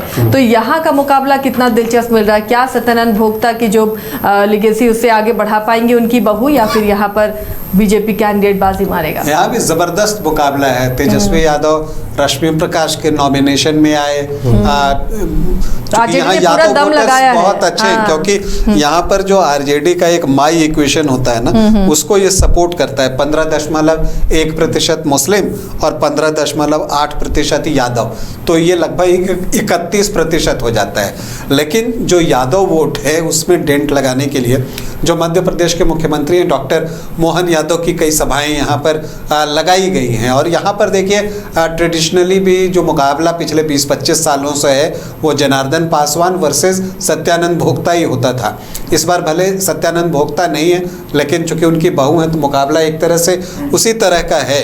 और यहाँ पर पूरी कोशिश है आरजेडी की कि इस सीट को रिटेन करे, चूंकि पिछली बार जो 81 विधानसभा में उसके पास एक सीट थी तो चतरा की सीट थी, तो इस सीट को बचाने के लिए उन्होंने पूरा दमखम लगाया है। लेकिन बीजेपी ने ये सीट एलजेपीआर को दे दी और ये एक मुझे लगता है कि हो सकता है मास्टर स्ट्रोक आप कह सकते हैं, स्मार्ट मूव कह सकते हैं कि उन्होंने उसे दे दी। अब देखिए चाहे आप आरजेडी की बात कर लीजिए, एलजेपीआर की बात कर लीजिए, दोनों जो मुख्य रूप से मजबूत है वो बिहार में है, तो दोनों के नेता आमने सामने हुए, प्लस चतरा जो है वो बिहार से सटा हुआ है, तो एक वहाँ का परिवेश भी यहाँ पर हावी होता है। तो उन चीज़ों को देखते हुए चतरा में जो है किया गया है और यहाँ पर एक बहुत दिलचस्प मुकाबला है।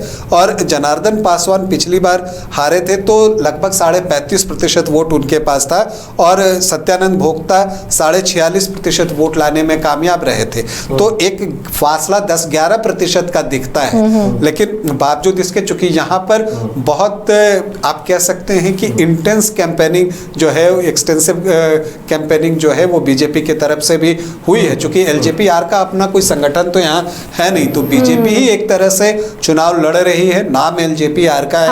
और चिराग पासवान यहाँ पर आते हैं, वो सभाएं भी करते हैं, बहुत करीबी मेहमान माने जाते हैं। जी हाँ, तो अब ये सीट जो है उनके ऊपर है कि वो ये सीट लाते हैं नहीं। वैसे चिराग का रिकॉर्ड बिहार में तो लोकसभा चुनाव 100% मार दिया उन्होंने वहाँ पे, तो उनकी और अभी एक यूथ आइकन बने हुए हैं चिराग, उनको तो सभी उसका देखना लाभ चाहते हैं। उठाने की कोशिश जो है वो यहाँ पर होगी। और देखिए इसीलिए चिराग पासवान जो है वो बीजेपी के लिए कई सीटों पर कैंपेनिंग करने के लिए गए। जैसा मैंने आपको कहा वो भवनाथपुर में भी गए, वो हुसैनाबाद में भी गए, तो जहाँ भी जो अनुसूचित जाति के मतदाताओं की संख्या ज़्यादा है वहाँ पर उनका इस्तेमाल किया गया। बीजेपी ने भी बहुत स्ट्रैटेजिकली अपने स्टार कैंपेनर्स को पोस्ट किया कि किसको कहाँ पर भेजना है। कमी हमें दिखा इंडिया दूसरे गठबंधन, इनके पास स्टार प्रचारक थोड़े कम दिखे क्योंकि सभी जगह से डिमांड कल्पना सोरेन और हेमंत सोरेन की रही, तो इसी वजह से बहुत बिजी शेड्यूल में उन्होंने भी अपने पूरी ताकत लगाई है प्रचार में। नहीं, अब देखिए कहने के लिए आप कहिए तो राहुल गांधी की सभा हुई,